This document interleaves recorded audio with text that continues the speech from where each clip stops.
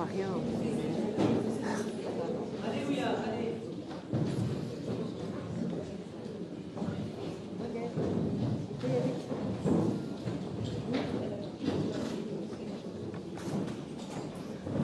Bonsoir à tous. Bienvenue à cette troisième soirée conférence organisée par l'association Artemus. Après Étienne Chouard et Valérie Hugo, nous avons ce soir l'immense plaisir et honneur d'accueillir une nouvelle conférencière de qualité, combattante pour la vérité en la personne de Marion Sigaud.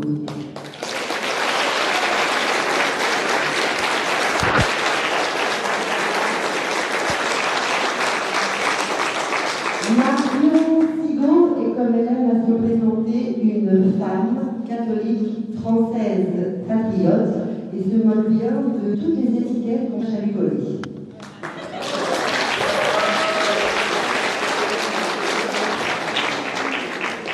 Marion Sigaud est devenue historienne sur le tas, comme elle le dit. Elle a écrit des ouvrages relatifs à l'histoire du XVIIIe siècle en France, qui traitent d'affaires religieuses, policières et judiciaires, et de l'histoire qu'on ne vous enseigne pas à l'école.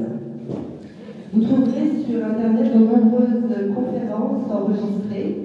Elle nous raconte par exemple dans sa conférence récente Louis XVI, le roi sacrifié, comment on a fait passer un roi bon et intelligent pour un donné cruel, et comment a été abolie la royauté.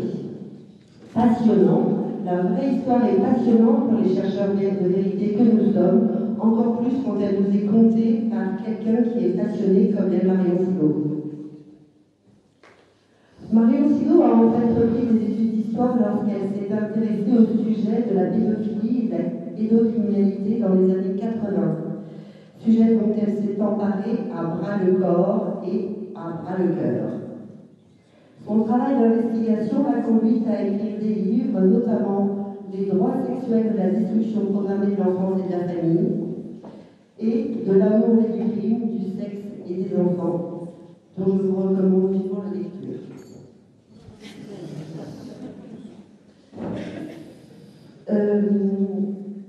Marion a rencontré et s'est liée d'amitié avec Julie Tressman, qui, de l'autre côté de l'Atlantique, s'intéressait au même sujet, la pornographie, la pédophilie et la pédocriminalité. Marion a fait traduire 2 de ses ouvrages et a contribué à la traduction d'un 3e en français, dont Qui sait, la face obscure de la révolution sexuelle. Qui se trouve là-bas. C'est la préfacée. Qui sait, un homme dont elle nous parlera évidemment ce soir. Marion donne depuis de nombreuses années déjà des conférences pour informer sur les dérives qu'elle observe. Promotion du transgenrisme, apprentissage et banalisation de toutes les perversions, sabre de l'autorité parentale, falsification historique. Hélas, ce qu'elle pressentait est bien en train de se concrétiser. Le programme diabolique de sexualisation précoce et forcée des enfants, programme de l'OMS, est maintenant relayé par nos ministères de l'Éducation et se déploie ouvertement et à grande échelle dans nos écoles. La conférence que nous propose Marion Sigaud ce soir s'intitule « Enfance et sexualité, la dérive du système ». Un titre qui d'emblée met mal à l'aise. Certains avouent ne pas être prêts à entendre, car cette vérité-là est effectivement difficile à regarder en face. Marion Sigaud ce soir fera dans son exposé des références intimes à son histoire personnelle. Marion, merci pour tout ce travail accompli, pour ce combat que vous menez depuis longtemps. Merci car vous êtes aujourd'hui en mesure de nous informer de ce qui se passe pour que nous puissions maintenant protéger nos enfants. Merci à vous tous, le public. Merci d'avoir le courage de venir ici ce soir vous informer. Marion Sigaud nous invite à un réveil collectif, haut les cœurs, selon son expression consacrée. Sursum corda.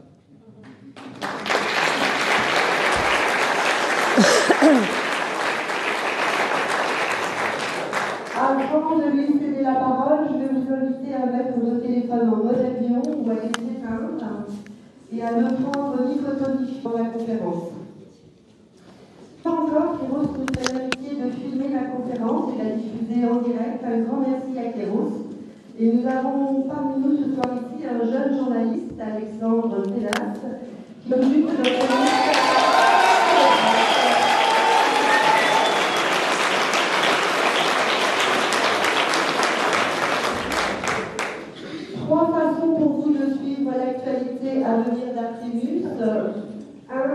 informer par email. Si ce n'est déjà fait, vous donnez votre adresse email à Eva et Karine qui se trouvent au fond de la salle pour qu'elles vous ajoutent à la liste de distribution Artemus. 2, vous pouvez rejoindre le Telegram Artemus officiel. Et 3, visiter le site web Artemus qui est en ligne depuis aujourd'hui à l'adresse artemus.info. Il n'y a pas grand-chose aujourd'hui, mais on va le maintenir à jour pour que vous soyez informés de tout ce qui va venir. Donc, dans l'actualité d'Artemus, nous avons des conférences passionnantes qui sont en train de s'organiser et le lancement imminent de notre chaîne YouTube. Vous allez trouver là tous les replays des conférences, des soirées conférences qui sont filmées et la série podcast Le Monde d'après, dont certains numéros, dont certains épisodes sont déjà enregistrés. À peu près, il dit quoi? À peu près ça. Une série qui enregistre les 4 artumésiens Lavigne, au fond de la salle, Ludovic Joubert, Nicolas Daceva et Simon Licurgue. Tantôt avec des invités, tantôt sans invités. Marion Sigos s'est prêtée à l'exercice et apparemment ça s'est plutôt bien passé. Lisa sera en ligne vraisemblablement la semaine prochaine. Pour terminer, je salue la présence à nos côtés ce soir encore de notre libraire bruxellois préféré et partenaire, Maupassant, ici représenté par Michael.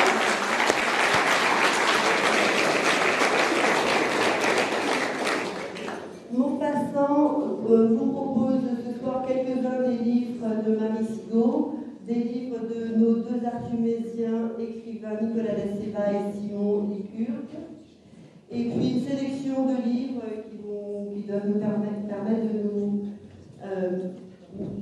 de mieux comprendre ce monde et notre histoire. Alors, je vais laisser la place à Marion Sigaud. Il y aura du temps après pour une session de questions-réponses. Merci. Avant de commencer la conférence, je voudrais vous signaler que j'ai apporté un disque parce que j'ai décidé de faire chanter la France. Donc j'en ai apporté 10 exemplaires, mais je ne suis pas là pour chanter ce soir. Mais une autre fois, si vous voulez, alors ça ne sera pas pour chanter devant vous, c'est pour que vous chantiez avec moi.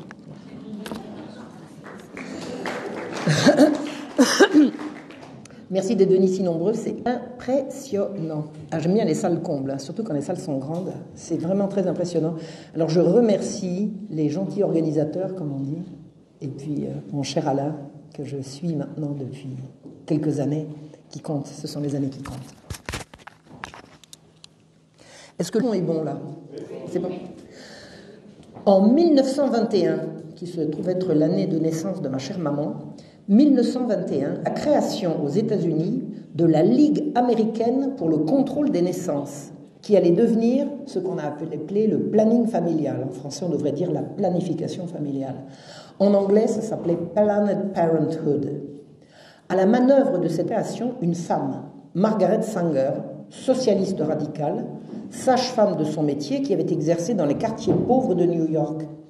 Et comme praticienne de l'accouchement dans les quartiers pauvres, elle estimait que, alors je cite, accrochez-vous, l'acte le plus charitable qu'une famille nombreuse puisse faire pour l'un de ses enfants en bas âge, c'est de le tuer.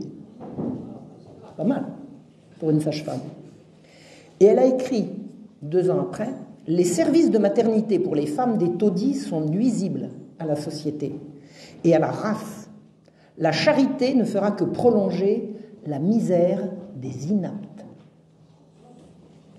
Et en 1934, elle écrira donc que son programme consiste à dire « Aucune femme et aucun homme n'aura le droit de devenir parent sans un permis de parenté. » Voilà quel est, dans sa genèse, le programme du planning familial. Margaret Sanger était ce qu'on appelle une eugéniste. Elle prônait la limitation de la reproduction chez les pauvres, qui devraient obtenir le droit de se reproduire. D'emblée, le planning familial annonça donc sa vocation diabolique. C'est un organisme qui prétendait promouvoir la famille alors qu'il promouvait l'avortement quand ce n'est pas l'infanticide.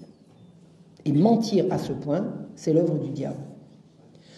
En 1956, en France, c'est le franc-maçon Pierre Simon qui fonda la branche française appelée Maternité heureuse, qui deviendra le planning familial. Franc-maçonnerie et Ligue des droits de l'homme, c'est presque un pléonasme, promurent l'avortement puis la diffusion à grande échelle de la contraception. La maternité heureuse, c'était quand il n'y avait pas d'enfants. C'est QFD. En 1960, Maternité heureuse est devenu le mouvement français pour le planning familial, le MFPF, qui a rejoint l'International Planned Parenthood, la Fédération internationale, ou IPPF. 1968, en France, une vague libertaire secoue le pays et réclame la libération sexuelle. Un savant américain, Alfred Kinsey, a révolutionné notre après-monde en publiant le premier rapport scientifique de la sexualité humaine. Il fallait tout revoir. Ce que dit Kinsey, c'est la vraie vie sexuelle des Américains, n'est pas ce que disent les Américains. Par contre, c'est ce que son rapport. L'avortement, c'est banal. Ça se fait à grande échelle. La fidélité, un leurre, un mensonge. L'homosexualité, elle touche au moins un homme sur 10 de façon permanente. Et on ne vous dit pas tous ceux qui ont essayé. La masturbation n'a jamais fait mal à personne. Allons-y. Et surtout, c'est le plus grave, c'est ce qui va avoir le plus de conséquences, les enfants sont sexuels dès leur naissance. Mai 68, il n'y avait pas besoin de citer Kinsey, ce sont ses conclusions qui ont déferlé sur la France et qui m'ont atteint dans où certains pions, vous savez, les pions, c'était des étudiants surveillants payés par le système pendant leurs études pour surveiller les salles de permanence, les cours de récré. Enfin, et les pions, je les revois venir faire diffuser la bonne parole sexualiste dans la cour de mon lycée. Vous ne vous rendez pas compte de l'oppression sexuelle que vous subissez, vous avez tous des besoins et vous êtes interdits de les satisfaire. Révolution sexuelle, révolution sexuelle, révolution sexuelle. Qu'est-ce que j'ai appris par l'intermédiaire de ce mouvement? Alors, j'avais 17 ans en 68, 18 ans dans la foulée, j'aime autant vous dire que j'ai tout pris dans la figure. Il n'y a rien qui m'a échappé de ce mouvement. La répression sexuelle nous détruit. C'est-à-dire que la pulsion sexuelle est une belle pulsion de vie et la répression, c'est la destruction de la personne. Donc il faut se libérer. Le sexe, c'est beau, même sans contrat de mariage. Ne confondons pas tout. Le sexe, c'est le sexe, le mariage, c'est autre chose. On a bien le droit si on fait de mal à personne. Je fais du mal à qui? Je couche avec qui je veux, je fais du mal à qui? Allons-y gaiement. La morale sexuelle, c'est une morale bourgeoise, réactionnaire, anti-jeune. En plus, à cette époque-là, la pilule était disponible. On n'avait donc plus à craindre de grossesse non désirée. Allons-y gaiement. Et surtout, l'argument « faites l'amour, pas la guerre ». C'était l'époque de la guerre du Vietnam. Donc chaque fois qu'on faisait l'amour, on sauvait un petit Vietnamien. Chaque fois qu'on faisait l'amour, on faisait la paix au Vietnam. La révolution sexuelle s'est répandue par le rapport Kinsey et elle est passée pour toute une génération, la mienne, comme une merveille qui luttait contre la guerre et contre la mort. C'est comme ça qu'on nous l'a présenté. Et c'est comme ça que nous l'avons vécu. On retrouve toute cette idéologie dans la comédie musicale Hair. Est-ce que vous avez vu Hair? Et alors mon amie Claire Sévrac, quand elle était jeunette, quand elle avait 20 ans, elle a joué dans Hair. Et elle confirme tout ça. Elle confirme tout ça. Alors elle m'a également raconté que quand il demandait une augmentation de salaire, on lui disait, attendez, plaisantez, c'est pour la cause. Ah bah oui, c'est pour la cause. En 1968, j'ai eu 18 ans. J'étais une bonne chrétienne, catholique et pratiquante. Je militais depuis 2 ans à la jeunesse étudiante chrétienne. Alors j'ai été un peu désorientée, même beaucoup, par la nouvelle messe en français, qui se faisait avec guitare électrique, avec l'autel retourné. Et alors les guitares électriques, je crois que c'est ce qui m'a franchement le plus choqué. Et c'est l'époque où, j'ai pas envie de le raconter ici, mais j'ai vécu un drame familial violent et destructeur. Je suis entrée en conflit avec mon père, à un moment donné, c'était lui ou moi. Et j'ai basculé, j'étais au bord de la folie, j'ai perdu tous mes repères, j'ai basculé. Je suis devenue autre que ce que j'étais. J'ai adopté presque d'un seul coup tous les nouveaux codes ramassés au quartier latin en insurrection. Je peux presque dire qu'il y a eu un jour avant et un jour après. La gauche, c'est bien, c'est mal.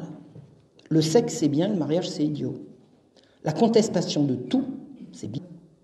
La soumission à l'autorité, c'est l'esclavage. Dieu, oui, Dieu, on ne rejette pas Dieu comme ça, mais sans l'Église. Organisation dépassée au mieux, criminelle souvent. L'Église criminelle, c'est là que j'ai commencé à répéter ça, à ressasser ça comme une scie. Je suis la mesure de toute chose. Je suis la mesure de toute chose. C'est-à-dire, la réalité, c'est ce que je ressens. C'est comme je le sens. Et c'est devenu le critère. C'est bien ou c'est mal? T'as envie ou t'as pas envie? Comment tu le sens? Je suis devenu la mesure de toute chose. L'autorité, c'est l'oppression. La Révolution française, un grand mouvement libérateur. Le mal, c'est la droite. Le mal, c'est les patrons. Le mal, c'est la religion. Et surtout, vive la République.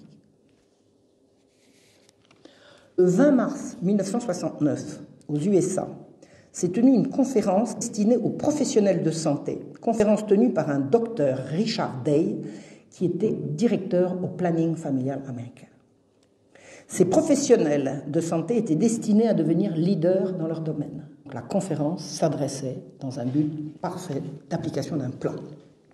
Le docteur Day a expliqué à son éditoire qu'il était libre de parler comme il allait le faire parce que, disait-il, maintenant, et plus personne ne pourra nous arrêter. Qu'est-ce qu'il avait à dire? Alors, incidemment, je vous rappelle ou vous signale, si vous ne le savez pas, que le président Sarkozy a dit à propos du nouvel ordre mondial, personne, je dis bien personne, ne pourra nous en empêcher. Il parlait du nouvel ordre mondial. Eh bien, c'est ce qu'on verra, M. Sarkozy. C'est ce qu'on verra. Mais c'est exactement ce qu'a dit le docteur Day. Maintenant, tout est en place, rien ne pourra nous arrêter. Il a demandé de couper les magnétophones et il a demandé que les prises de notes, qu'il n'y ait pas de prise de notes. Ce qui est quand même extraordinaire quand vous vous adressez à un public de professionnels. Il y a des gens qui ont pris des notes quand même. Et c'est grâce à ces gens-là qu'on peut le savoir. Un médecin pédiatre catholique américain en a pris quand même et les a publiés 20 ans plus tard sous le titre « Le nouvel ordre des barbares ». Le postulat de départ de cette conférence était qu'il fallait drastiquement réduire la population mondiale. Pour quels arguments? On allait manquer d'espace vital, on allait manquer de nourriture, on allait être submergé par les déchets, Donc il fallait réduire la population mondiale. Donc pour réduire la population mondiale, c'est-à-dire qu'il faut réduire le nombre des humains, on a commencé par imaginer de rendre les gens infertiles par la nourriture ou la boisson, puis ils ont dit non, c'est pas comme ça que ça va se passer, on va pas y arriver, on pourra pas faire le tri. Donc, on allait procéder autrement. Alors, c'est là qu'a été introduite ce que voulait Margaret Sanger, c'est on introduit la notion de permis de procréer. C'est-à-dire que la procréation, il va falloir le mériter. Mais on va pas vous parler sexe, on va vous parler sexe, on va plus vous parler procréation, vous allez voir. Les gens, disent-ils, ne renoncent au sexe car la pulsion est trop forte. Alors, on ne va pas leur faire renoncer au sexe, on va séparer le sexe de la reproduction et la reproduction du sexe. Ce qu'on vit aujourd'hui est l'application d'un programme. On va séparer le sexe de la reproduction et la reproduction du sexe. Et pour y arriver, on va changer les mœurs. Changer les mœurs, ça veut dire changer la morale. Rien de moins. Quelques pistes. On va promouvoir et permettre l'avortement de masse subventionné. Et moi, je suis en âge de vous dire que les pères, c'était pas des suffrages, c'était les premières contestataires de l'interdiction d'avorter. Alors, j'en faisais pas partie, mais j'étais au milieu d'elles. C'était l'avortement est un droit, mon corps est à moi, je fais ce que je veux. Avortement, gratuit, gna. Donc l'avortement, on va dire un droit, il sera gratuit et accessible à toutes. À toutes. On va promouvoir l'éducation sexuelle à l'école dès les petites classes. Et si cette sexualisation dès les petites classes provoque des grossesses précoces, ça convaincra les parents d'accepter l'avortement malgré leur réticence morale ou religieuse. Vous voyez comme c'est pervers. Est-ce que vous imaginez la perversion du truc ? Petit à petit, on vaincra les résistances à l'avortement quand les parents affolés verront leur gamine arriver avec le ballon à la maison. L'homosexualité devrait être encouragée. Qu'est-ce que vous avez plus sûr comme pratique non fertile que des pratiques homosexuelles? Il n'y a pas mieux. Donc, les gens, non seulement n'auront plus à cacher leur homosexualité, mais on va la promouvoir.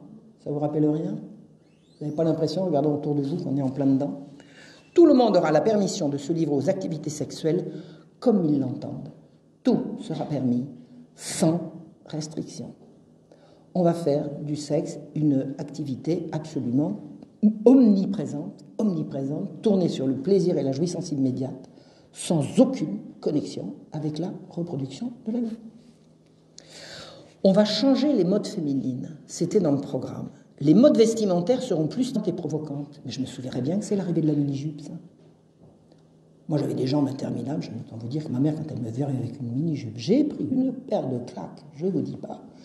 Dès qu'elle a eu le dos tourné, j'ai continué. De toute façon, on le faisait toutes. On le faisait toutes. On montrait nos jambes, brusquement, on montrait nos jambes tout le temps, partout, partout. C'était un drame. Il faut que les femmes soient pratiquement sexuellement disponibles tout le temps. En tout cas, si ce n'est disponible, en tout cas provocantes. Et le docteur Day a dit, si une femme a un corps attrayant, pourquoi ne le montrerait-elle pas? Ben oui, au fait. Ben oui, après tout. C'est-à-dire qu'en fait, rendre les femmes objets sexuels permanents, c'était également dans le programme. C'est pas une dérive, c'est dans le plan. Autre phase de la même pièce, on va éliminer la féminité. Et il a été au programme de pousser les filles de plus en plus à faire de l'athlétisme, qui n'était pas forcément les attirer le plus. Donc, plus elles feront de l'athlétisme, et moins elles penseront à pouponner. Donc, c'était dans le programme. Elles ne doivent plus penser au bébé. Donc, elles pensent, et on va les mettre en compétition avec les garçons. Et une fille en grandissant devra penser à devenir une belle athlète plutôt qu'une bonne mère. Mais c'est pas ça l'égalité entre les filles et les garçons mouvants. Beaucoup de femmes travailleront hors de leur maison. Beaucoup d'hommes dans leur travail devront changer de ville et voyager. En fait, il sera de plus en plus difficile pour les familles. On appelle ça la mobilité. Je pense que c'est une valeur, la mobilité. Soyez mobile. Vous n'avez pas de travail ici, ben déménagez. On sépare les familles. C'est un plan. C'est un plan. Et on tire les femmes du foyer, sous prétexte de les libérer, en fait, pour les enfants, c'est clair et net. Donc, les mariages seront moins stables, et plus les mariages seront instables, moins les gens auront envie d'avoir des enfants. C'est comme ça qu'on va réduire petit à petit la population. Du passé, faisons table rase. Vous connaissez la chanson. Toutes les vieilles religions devront disparaître. D'abord le catholicisme romain, et les autres ensuite. Mais l'attaque contre le catholicisme est en tête du programme. Classiques de la littérature sont... Vous imaginez ça? On va réécrire les classiques. L'argument à quelqu'un qui a dit, mais enfin, on ne peut quand même pas faire ça, il dit, mais le lecteur moyen qui va lire une version révisée d'un texte classique, il ne pourra jamais supposer qu'il y en avait une autre avant. Je peux vous signaler que moi, comme historienne, je peux faire la comparaison avec des textes parus en 1766 et leur version actuelle. C'est revu et corrigé. Ni vu ni connu, sauf pour les chercheurs. C'est pour ça qu'il en faut. En 1969, ce qu'on n'appelait pas encore le nouvel ordre mondial préparait la réduction de la population par la destruction des valeurs, la destruction des religions, la destruction de l'enfance et de la famille au moyen de la sexualisation de tous à outrance. Au cours des années 1970, je fuis mon mal de vivre en Israël, où j'apprends l'hébreu, où je m'intègre, sans y rester, dans un kibboutz qui me réapprend les valeurs familiales. Ça ne calme pas mes angoisses, mais ça me remet les valeurs en place. Mon kibboutz deviendra ma deuxième famille. Faisons un bond, parce que mes années à la suite de ça sont des années de mon engagement en direction de, on peut dire la paix au Moyen-Orient, disons ma compréhension de ce qui se passait en Israël, ensuite ma compréhension de ce qui se passait côté palestinien, ça a été mon investissement dans ce combat pour la vérité. 1991, j'ai la jeune quarantaine, je m'installe à la campagne, où j'ai toujours voulu vivre. Je suis toujours de gauche, républicaine, anticléricale, puis alors revendiquante. Alors c'est pas le curé, parce que moi j'ai jamais rien eu contre les curés, mais le cléricalisme, toutes ces vieilles lunes, tout ça, j'en mange tous les matins. Alors on pourrait dire laïcarde, c'est-à-dire que s'il y a le choix entre la raison et Dieu, il y a toujours la raison contre Dieu, à cette époque-là. C'est le moule dans lequel je me suis coulé en 1968. Je me suis coulé, je revendique d'avoir fait cette bascule. Je dis parce que face à une situation familiale dramatique, j'ai fait ce choix. Et c'est bien de le reconnaître, parce que quand on fait un choix, on peut faire un autre choix. Quand ça dépend de soi, on peut toujours retomber sur ses pieds. Alors, j'étais passé, comme je suis passé de la alors j'ai fait un passage à l'extrême gauche, alors je vous explique comment. J'étais d'abord à l'AGEC. L'AGEC, c'est la jeunesse étudiante chrétienne, c'était la jeunesse étudiante chrétienne, je vais vous dire qu'en mai 68, ils étaient sur les barricades. Ça c'est clair, je m'en souviens très bien. L'AGEC, c'était les cathos de gauche. Alors on commence cathos de gauche, après on continue par gauche tout court, puis après on passe à l'extrême gauche et il n'y a plus cathos. Ça a été mon évolution. Et mes engagements sociaux et politiques m'ont mené à adhérer à la Ligue des droits de l'homme à Paris. J'étais membre de la Ligue des droits de l'homme à Paris, et quand je suis arrivé à la campagne, quand je suis arrivé en Bourgogne, j'ai rejoint la Ligue des droits de l'homme, ça me faisait moyen de connaître des gens, parce que j'étais à la Ligue des droits de l'homme à Paris, je suis devenu à la Ligue des droits de l'homme dans Lyon, et on m'a bombardée présidente départementale. Alors, c'était un nid de franc-maçon, l'affaire est entendue. Ils ne m'ont pas demandé, je n'ai jamais été franc-maçon, je n'ai pas le profil, clairement, mais ils ne m'ont pas demandé de le devenir, mais ils m'ont quand même bombardé en disant celle-là, elle est plutôt pas mal, mais on va la tenir. Je crois qu'ils ont regretté amèrement après. Et à peine arrivé à la Ligue des droits de l'homme, j'ai découvert le cas terrifiant d'une petite fille retirée par les services sociaux d'une famille nourricière qui la protégeait pour être remise à une famille naturelle, maltraitante et sexuellement maltraitante. C'est-à-dire que cette petite fille de 6 ans avait été confiée, elle était née d'un viol incestueux, elle a été confiée à une famille d'accueil et elle avait obligation de rendre visite à ses parents. Et au bout d'un moment, quand elle revenait de visite de chez ses parents, elle couinait, elle chouinait, elle voulait plus manger, elle piquait des colères, elle pleurait, enfin bon. Et ses parents nourriciers ont fini par lui faire avouer qu'elle était violée régulièrement. Qu'a fait la famille d'accueil? Elle a fait un signalement. Que s'est-il passé? On a retiré la petite fille aux parents nourriciers pour les rendre à la mère maltraitante qui ne l'avait même pas demandé. Et quand j'ai compris ça, j'ai dit, mais dans quel monde je vis? C'est effroyable de découvrir un truc comme ça. C'est là que pour la première fois j'ai entendu le mot pédophilie. Je ne savais pas que ça existe, je suis suffisamment lettré pour comprendre ce que ça veut dire, mais je n'avais jamais entendu le mot. J'ai dit, mais qu'est-ce que c'est que cette horreur? Et ça a été le début d'un tremblement de terre pour moi. Je me suis dit, mais qu'est-ce qui se passe autour de moi? Qu'est-ce que c'est que cette réalité? Et plus rien n'a jamais pu être comme avant que je sache ça. Vous avez des événements dans une vie qui vous changent la vision du monde. Il y a un avant et un après. Alors il y a eu un avant et un après mai 68. Et là, c'est le deuxième bouleversement de mon existence. Qu'est-ce qui se passe? J'ai essayé d'en parler à la Ligue des droits de l'homme, et alors là, c'est extraordinaire, parce que je suis allé à un congrès, les gens tout sautaient, crachotaient, regardaient ailleurs. J'ai compris, alors je n'ai pas compris le même jour, mais j'ai compris assez rapidement, qu'ils étaient très mal à l'aise parce qu'ils savaient exactement de quoi je parlais. Et ils ne voulaient surtout pas en parler. Et un jour, à une assemblée générale, pendant un congrès, j'ai dit, mais est-ce qu'on pourrait avoir, quand on pose des questions, quand on envoie des questions depuis la province, qu'on les envoie à Paris, est-ce qu'on pourrait quand même avoir des réponses? Et la personne qui était à l'estrade, il dit, oui, je suis au courant qu'il y a des affaires de pédophilie dans Lyon, et je ne l'avais jamais dit. Moi, je n'avais pas dit il y a des affaires de pédophilie dans Lyon, j'ai dit il y a des affaires d'enfants enlevés, mais je n'avais pas prononcé le mot. Et la personne à l'estrade a prononcé le mot. Ça veut dire qu'en fait, ils étaient au courant depuis le début, et ils n'ont jamais rien fait. Ils n'ont jamais rien fait. Et c'est là que j'ai compris, j'ai dit, mais qu'est-ce que c'est? Alors, quand j'ai quitté la Ligue des droits de l'homme, je leur ai demandé d'avoir la gentillesse de rayer mon nom de leur liste. Je ne veux plus que mon nom soit associé à ces gens-là d'aucune manière. D'aucune manière. Qu'est-ce qu'il y a là-dessous? Qu'est-ce que c'est que cette histoire? J'ai commencé à essayer d'en parler autour de moi. Les gens n'avaient pas l'air de comprendre. En tout cas, personne ne voulait écouter. Et quand j'ai commencé à raconter ce qui se passait, les gens me disaient « Oh, pas fini là, qu'est-ce que tu racontes? Mais t'es folle, t'es dingue !» Mais j'ai rencontré des gens qui s'étaient occupés de l'affaire de cette petite fille et qui m'ont raconté des trucs absolument terribles. Et c'est là que j'ai entendu le mot pédophilie pour la première fois. J'ai dit « Mais c'est quoi ce truc-là » Alors j'ai dit « Je vais chercher, je vais lire. » J'ai commencé à courir les bibliothèques. Il y a des gens bien intentionnés qui me disent « Attention Maria, attention, c'est très dangereux ce que vous faites là. Ne partez pas bille en tête là-dessus. Vous avez affaire à des gens très puissants et très méchants. Mais j'ai dit, mais c'est quoi cette affaire? C'est quoi ces gens?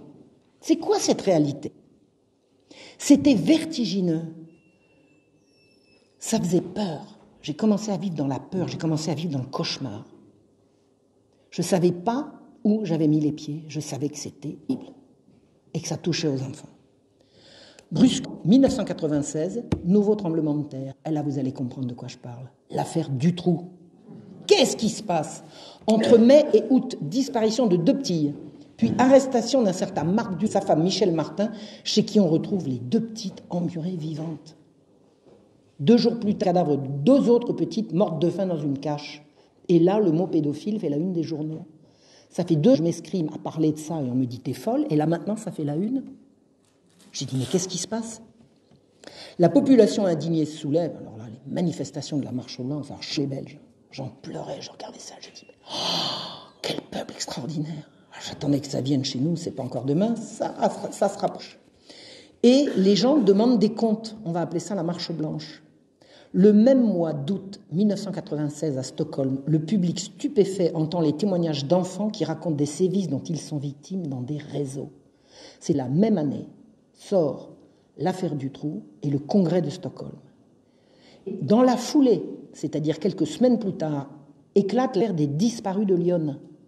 Les disparus de Lyon, ce ne sont pas des affaires de pédophilie, mais ce sont des affaires de perversion sexuelle. Des handicapés mentaux légères disparaissent et on en retrouve attachés dans une où des notables viennent les torturer pour s'amuser. Ça, c'est pas de la pédophilie, mais c'est de la perversion sexuelle. Et là, je regarde une réalité en face. Il y a des gens qui s'excitent de la souffrance qu'ils provoquent. Ces gens s'organisent et ils sont puissants. Dans quel monde vivons-nous? Qu'est-ce qu'on peut faire? Un gendarme, Christian Jambert, s'affaire tout seul depuis des années à remonter la trace des disparus et d'un prédateur qui semble très bien protégé. Et je rencontre cette année-là le gendarme Jambert, Christian Jambert. 1 an plus tard, en 1997, une gigantesque opération de police française, l'opération Ado 71, met en cause des centaines de consommateurs de cassettes qu'on dira pédopornographiques. 814 perquisitions, 686 interpellations, une centaine de mises en examen, une soixantaine de renvois devant un tribunal, et suicide. Et alors là, le scandale, c'est le suicide. Comment? Mais il ne faisait que regarder des cassettes, et alors? On a le droit de jeter en pâture jusqu'au suicide. Maître Henri Leclerc, président de la Ligue des droits de l'homme, il n'était déjà plus membre à ce moment-là, s'insurge contre ces rafles à grand spectacle. Rafles à grand spectacle. Et il est relayé par la SO, Elisabeth Guigou. Quand même, ces rafles à grand spectacle. Ah bah oui, on pouvait les faire clandestinement, pourquoi pas. Réponse du procureur en charge de l'affaire. On n'a pas arrêté des gens qui possédaient chez eux des cassettes de Blanche-Neige. Certaines cassettes incriminées comportent des scènes de torture et de viol parfois insoutenables.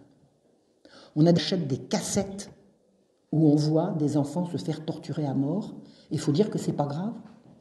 Et que les dénoncer, c'est une honte de les pousser au suicide. En fait, le résultat de l'opération Ado 71, ça a été de dire, c'est très exagéré, circuit, rien à voir. Résultat des courses, il y a eu une condamnation à 3 ans de prison ferme pour celui qui a les cassettes, une cinquantaine de peines allant de 2 à 6 mois de prison avec sursis, et c'est tout. Pchit. C'est pchit. Mais les gendarmes, ils n'étaient pas contents. Laissez-moi vous dire. Est-ce que vous croyez qu'on va pouvoir s'en contenter? D'autant dans la foulée, le gendarme Jambert, qui venait triomphalement croiser dans les rues d'Auxerre, il me dit « Marion, venez, il faut que je vous annonce la nouvelle. Mon affaire va sortir. » Et une semaine après, on le retrouve suicidé de 2 balles. 2 balles.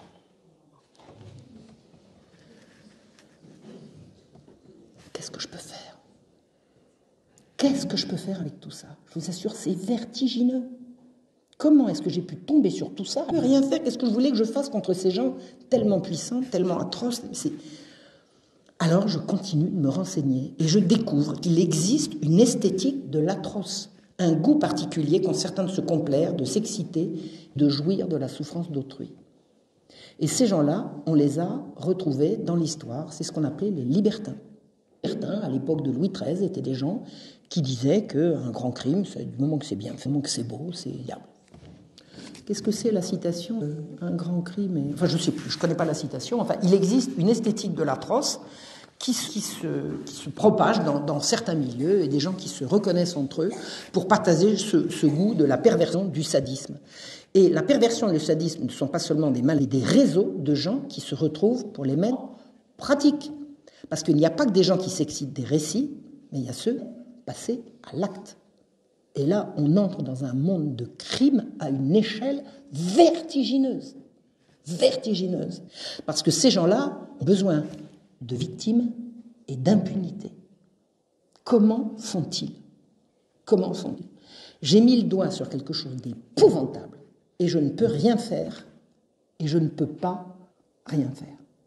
Ni je ne peux faire quelque chose, ne rien faire. Il faut que je trouve une solution. J'ai perdu le sommeil. Je ne pouvais plus fermer les yeux. Quand je fermais le soir, j'étais assailli d'images atroces. J'ai voulu le sommeil. Alors j'aurais pu prendre des somnifères, alors ça niette. Mettre mon mouchoir dessus en faisant comme si je n'avais pas vu, c'est juste pas possible. C'est pas possible, c'est pas moi. C'est pas moi, c'est pas possible. Donc je peux rien faire et je ne peux pas ne rien faire. 1998, je sors la première mouture de l'amour et du crime, du sexe et des enfants. C'est ma découverte dans mon coin d'une esthétique de l'abus de l'enfant, de la haine des femmes et de l'apologie du sadisme et de la prédation pour un saint monde de Saint-Germain-des-Prés et de la gauche qu'on dira bobo. Bobo, c'est bourgeois bohème. Et des gens méchants, très très méchants, et couverts au lieu, en très haut lieu, gravitent autour de l'auteur de ces horreurs qui s'appelle Gabriel Matzneff. Donc, cette mouture de l'amour et du crime, du sexe et des enfants, Internet vient d'arriver, je l'ai mis sur Internet, personne ne l'a vu, c'est pas grave, j'avais fait mon truc, alors c'était pétri de valeurs de gauche, alors je vous raconte pas, et tout ce qu'il fallait. Donc, à cette époque-là, je me revendique toujours de gauche, laïque et républicaine. Boum, ça c'est le préalable, c'est le préambule. Mais les connivences des prédateurs d'enfants et de jeunes filles avec la gauche commencent à me révulser. Parce que là, je les vois quand même de plus en plus près. Mon texte qui est mis sur la toile, qui émerge seulement, ne touche absolument personne, sauf l'intéressé. Quelqu'un me dit, tiens, vous vous appelez Marion Sigaud, ouais, vous savez, un certain Gabriel Matzneff, il vous allume, alors il a accusé le coup, là. Il paraît qu'il a vacillé, le mec. Alors, il n'est pas venu me le dire, mais quelqu'un... Parce que dans mon texte, je ne l'ai pas nommé. J'ai écrit de l'amour et du crime, du sexe et des enfants sans citer Gabriel Matzneff. Mais ceux qui l'ont lu l'ont tout de suite reconnu, lui s'est reconnu. Et il s'est rien passé, sauf qu'un jour, quelqu'un m'a dit, moi, je suis une ancienne victime de Gabriel Matzneff, et voilà. Ce texte n'est pas tombé complètement dans l'anonymat et dans l'oubli. Donc, à partir de là, je continue de chercher, je suis mes intuitions, je lis des dizaines de livres, je cours les bibliothèques, les archives des journaux, je passe... Alors, j'avais la possibilité, en vivant à la campagne avec un patrimoine légué de mes parents, qui me permettait de vivre, pas sur un grand pied, mais sans être obligé de travailler. En plus, je vivais en ménage avec quelqu'un, on partageait les frais, il me donnait sa sécu, enfin, je veux dire, j'étais à l'abri, j'avais la liberté de créer, la liberté de chercher. C'est important. Quand on est obligé de courir après un salaire pour payer ses factures, on n'a pas le temps de faire ce que j'ai fait. Donc, ma situation me permettait de le faire. Et alors, j'ai découvert au cours de toutes ces recherches un épisode dramatique qui a secoué Paris en 1750, quand des foules insurgées contre des enlèvements d'enfants s'en sont prises à la police. À Paris en 1750, la police s'est mise à enlever des enfants. Alors, j'ai également lu à cette époque-là l'histoire de Damien, qui est un domestique qui avait planté la lame d'un petit couteau dans le dos de Louis XV, et il a été écartelé en place de Grève en 1757, alors que le roi n'avait pratiquement rien et que le roi avait dit « je lui pardonne, ne lui faites pas de mal ». Et il a été mis à mort dans des conditions d'atrocité qui dépassent l'entendement, c'est-à-dire que ça a été un déchaînement de sadisme et d'atrocité. Il ne trouvait pas de bourreau pour procéder. Ils ont été obligés des valets, ils ne trouvaient pas de fournisseurs de poids, de soufre et de tout ce qu'il fallait pour procéder, parce que personne ne voulait participer à cette horreur. Et les juges ont insisté, et Damien a mis plus de 2 heures à mourir, en hurlant de douleur, pendant que les juges n'en ont pas loupé une miette. J'ai dit, qu'est-ce qui a pu pousser ce garçon, il avait 42 ans, à s'en prendre au roi comme ça? Parce que personne ne pouvait ignorer, à cette époque, ce qu'on risquait en s'en prenant au roi. L'issue était inévitable. Qu'est-ce qui a pu pousser ce garçon à faire une chose pareille? Alors, je lis, j'essaye de comprendre, parce que j'ai toujours lu de l'histoire.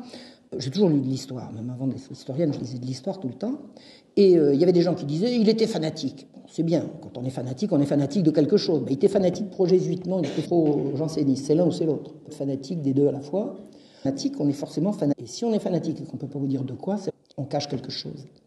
Et moi, mon petit doigt commençait à me dire mais on avait quand même enlevé des enfants en 1750.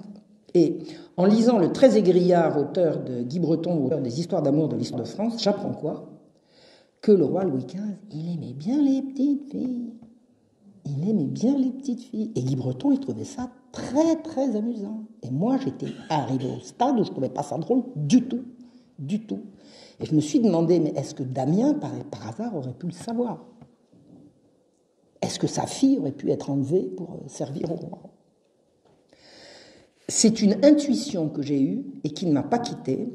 Si je voulais savoir s'il y avait un rapport entre ceci et cela, entre le fait que le roi couchait avec des petites filles et le fait qu'un homme de 42 ans, qui ne pouvait rien ignorer de ce qu'il encourait, ait attenté à sa vie.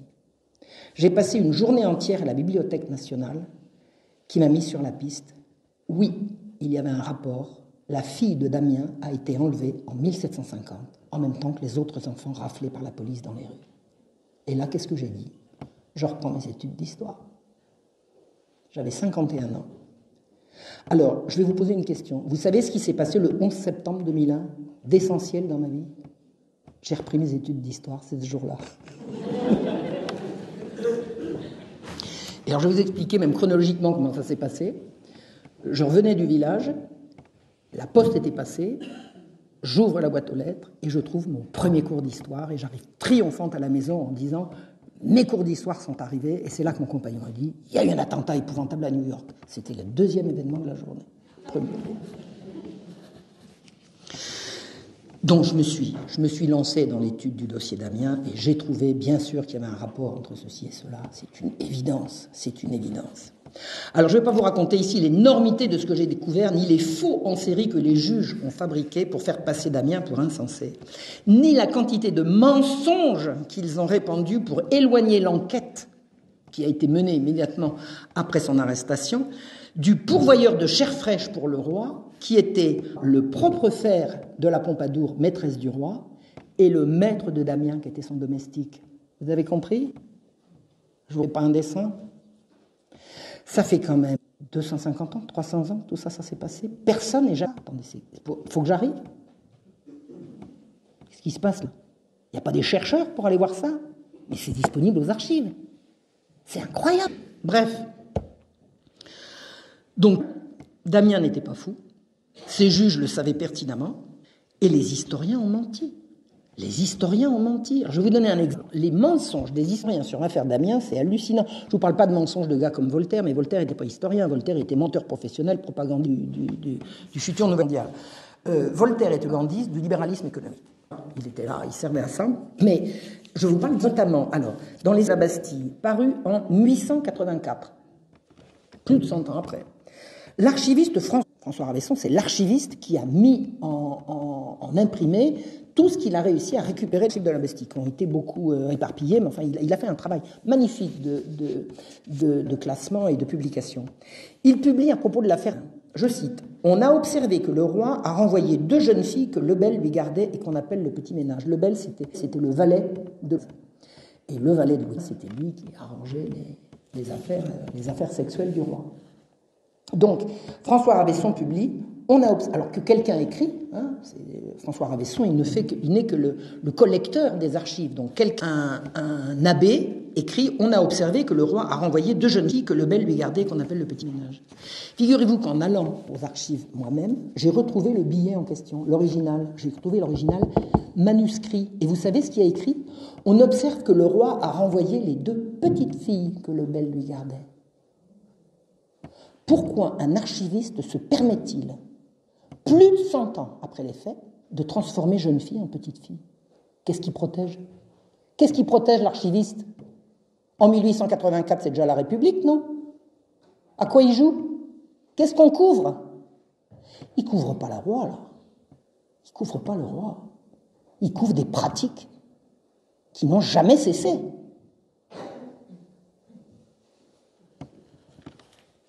La référence aux mœurs pédophiles de Louis XV que son entourage fournissait en tendron a été gommée et les petites filles sont devenues des jeunes filles. Et alors je vais vous dire ici quelque chose qu'il faut absolument que vous sachiez parce que tout le monde croit l'inverse. La maturité des jeunes filles sous l'Ancien Régime était beaucoup plus tardive qu'aujourd'hui. Les filles avaient leurs règles à 15-16 ans. Et ça, on le sait. Hein. Il y a des recherches qui ont été faites, c'est incontestable. Alors une fille de 14 ans, c'est l'équivalent d'une fille de 10 ans aujourd'hui. Le plus gros de mes découvertes, en recherchant la fille de Damien dans les archives de l'hôpital général.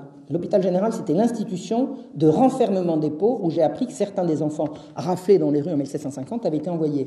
Donc j'ai dit, si la fille de Damien a été mise à l'hôpital général, je vais aux archives, je prends les registres de l'hôpital général et entre telle date et telle date, je commence à chercher s'il y a la fille de Damien. Puisque tous les gens qui entrent à l'hôpital général, c'est nom, prénom, date, nom des parents, donneur d'ordre de l'entrée, etc., entrée-sortie.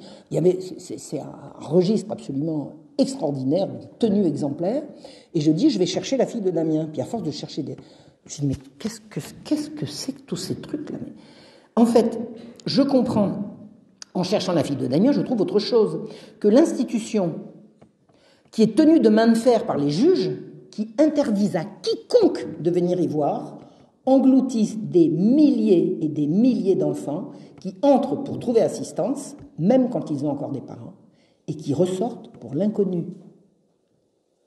En essorant sur 10 ans, jour après jour, les registres de l'hôpital général, où des enfants entraient simplement parce que leurs parents étaient pauvres, et pas du tout parce qu'ils étaient orphelins. Ils étaient séparés de leurs parents, vous étiez pauvres, vous étiez obligés de vous laisser enfermer et on vous retirait vos enfants.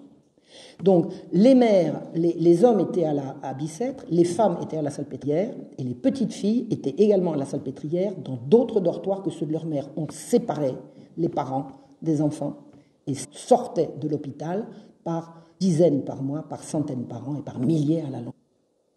J'ai dressé la liste de plus de 2000 petits-enfants qui entraient à l'hôpital général pour y trouver secours et assistance, en ressortaient pour l'inconnu. Et l'inconnu ne pouvait pas être une autre institution parce que l'hôpital général avait tout absorbé. C'est-à-dire que j'ai mis à jour l'existence d'un gigantesque trafic d'enfants pauvres dans une institution concentrationnaire située dans le quartier des petites maisons qu'on appelait autrefois des folies, là où le siècle du libertinage a pris son nom. C'est-à-dire que ces petits-enfants sortaient dans un quartier un petit peu excentré de Paris qui avait la réputation d'organiser des parties fines dans des maisons où le libertinage avait droit de cité. Vous voulez que je vous fasse un dessin? Vous avez une autre explication à la disparition de ces enfants? J'en ai pas trouvé. La nature pédocriminelle de l'hôpital général ne fait pas de doute. Et qui étaient les directeurs de l'hôpital général? C'étaient les ennemis les plus acharnés de l'autorité royale et de l'autorité ecclésiastique. Tout l'anticléricalisme des Lumières s'est fondé sur les mensonges et les manipulations de ces juges. Là, le voile s'est déchiré. J'ai commencé à comprendre ce que c'était que l'Ancien Régime. Et à la Révolution, on s'est arrangé pour que rien ne change. L'hôpital général est devenu l'assistance publique qui est aujourd'hui l'ASE. Les mêmes, mon colonel.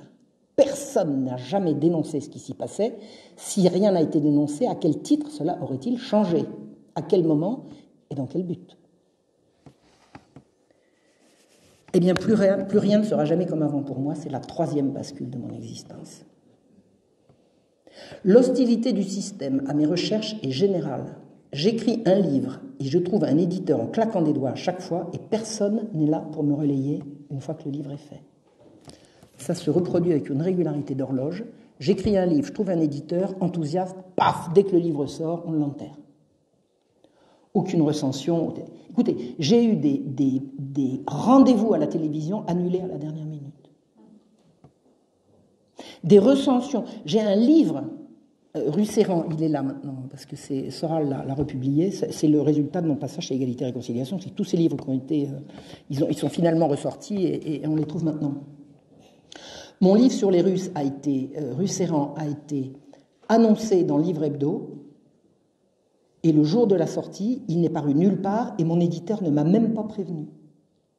il a été pilonné jusqu'au dernier, entre le moment où il a été annoncé et le moment où il devait sortir, sans qu'on me prévienne. J'ai appelé mon père, j'étais en larmes, je lui ai dit, mais qu'est-ce qui se passe? Vous savez ce qu'il m'a répondu? Je t'aime bien, mais j'ai une femme et des enfants. Et il a raccroché.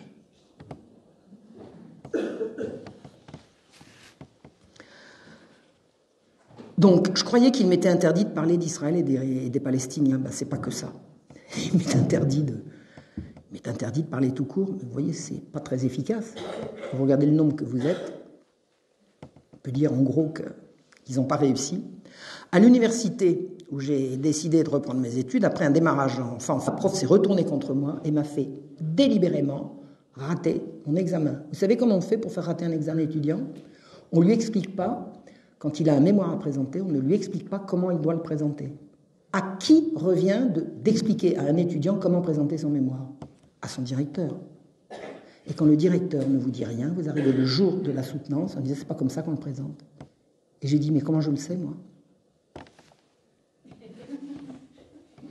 Alors elle n'était pas toute seule, elles étaient deux. J'ai dit c'est une question de présentation, je repique. Et elle m'a fait rater mon truc fin septembre. Elle s'est arrangée pour que je ne présente pas en juin. Elle m'a fait fin septembre de telle sorte que je ne puisse pas rectifier le tir. C'est-à-dire qu'elle a délibérément organisé ma chute. Il me restait 2 jours pour me réinscrire. Je suis restée sur Paris, je me suis réinscrite. Puis après, j'ai pris un prof de méthodologie, et j'entends vous dire, j'ai une mention très bien à mon DE, là. Vous vous rendez compte? Elle m'a délibérément fait échouer. Alors, la presse ne relayera pas plus mon travail historique que mes témoignages sur Israël, donc je n'ai absolument aucune solution, à part de continuer, de m'acharner en disant de toute façon j'ai raison, je sais que j'ai raison, je continue. En 2011, je prends contact avec un certain Alain Soral, que j'ai vu sur Internet, disant « Moi je tends la main à tous ceux que le système muselle. » Moi, monsieur. Je le rencontre, ça colle instantanément. Il me dit, je vous donne une tribune. Et boum, je lui envoie des textes. Alors, tous les textes qui m'avaient été censurés à la fac, je les ai remis en forme. Et puis après, c'est devenu des bouquins. Enfin, tout ce que j'avais fait et qu'on prétendait m'interdire de publier. Donc, ça a donné un livre, 2 livres, 3 livres. Et tout ce que j'ai découvert sur l'imposture des Lumières a enfin trouvé une tribune. Alors tout y est passé, l'encyclopédie, Voltaire, l'opposition à la royauté, l'autre face de la Révolution, tout y est passé. Tout y est passé. À partir du moment où j'ai commencé à comprendre comment ça fonctionnait, je tire sur la ficelle et puis tout dégringole, mais tout est dégringolé.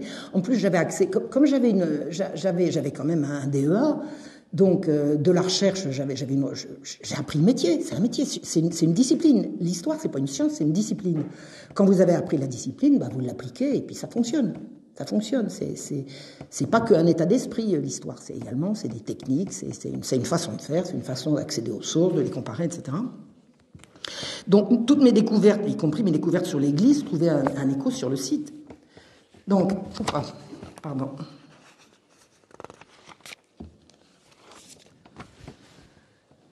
Alors, étonnamment, alors je vais vous faire un témoignage là, qui va peut-être vous intéresser, alors que je ne faisais que parler d'histoire. Je n'ai jamais fait état de mes convictions religieuses dans mes conférences, je ne parlais que d'histoire.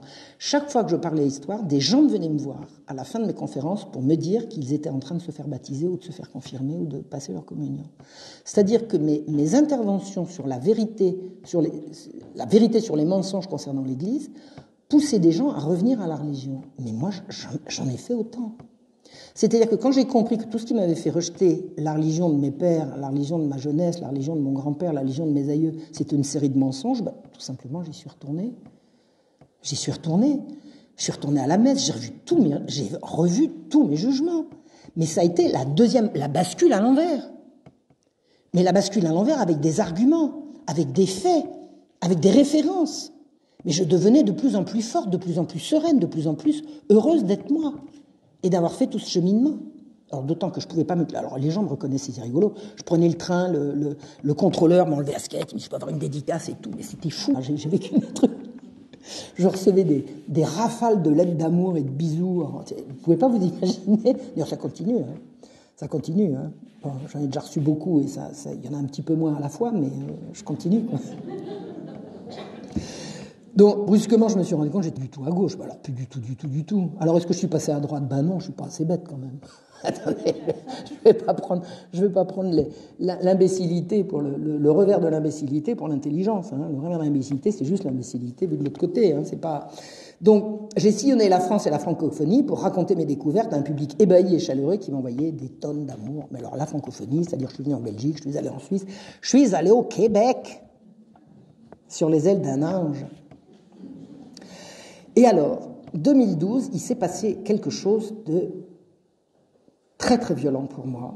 Je regardais sur le site Égalité Réconciliation un film sur Alfred Kinsey, l'inventeur, le fameux inventeur de la révolution sexuelle. Et c'est un film qui dénonçait les méthodes Kinsey. Et quand j'ai vu ce film, écoutez, j'ai une amie qui est témoin de ça, j'ai manqué m'évanouir.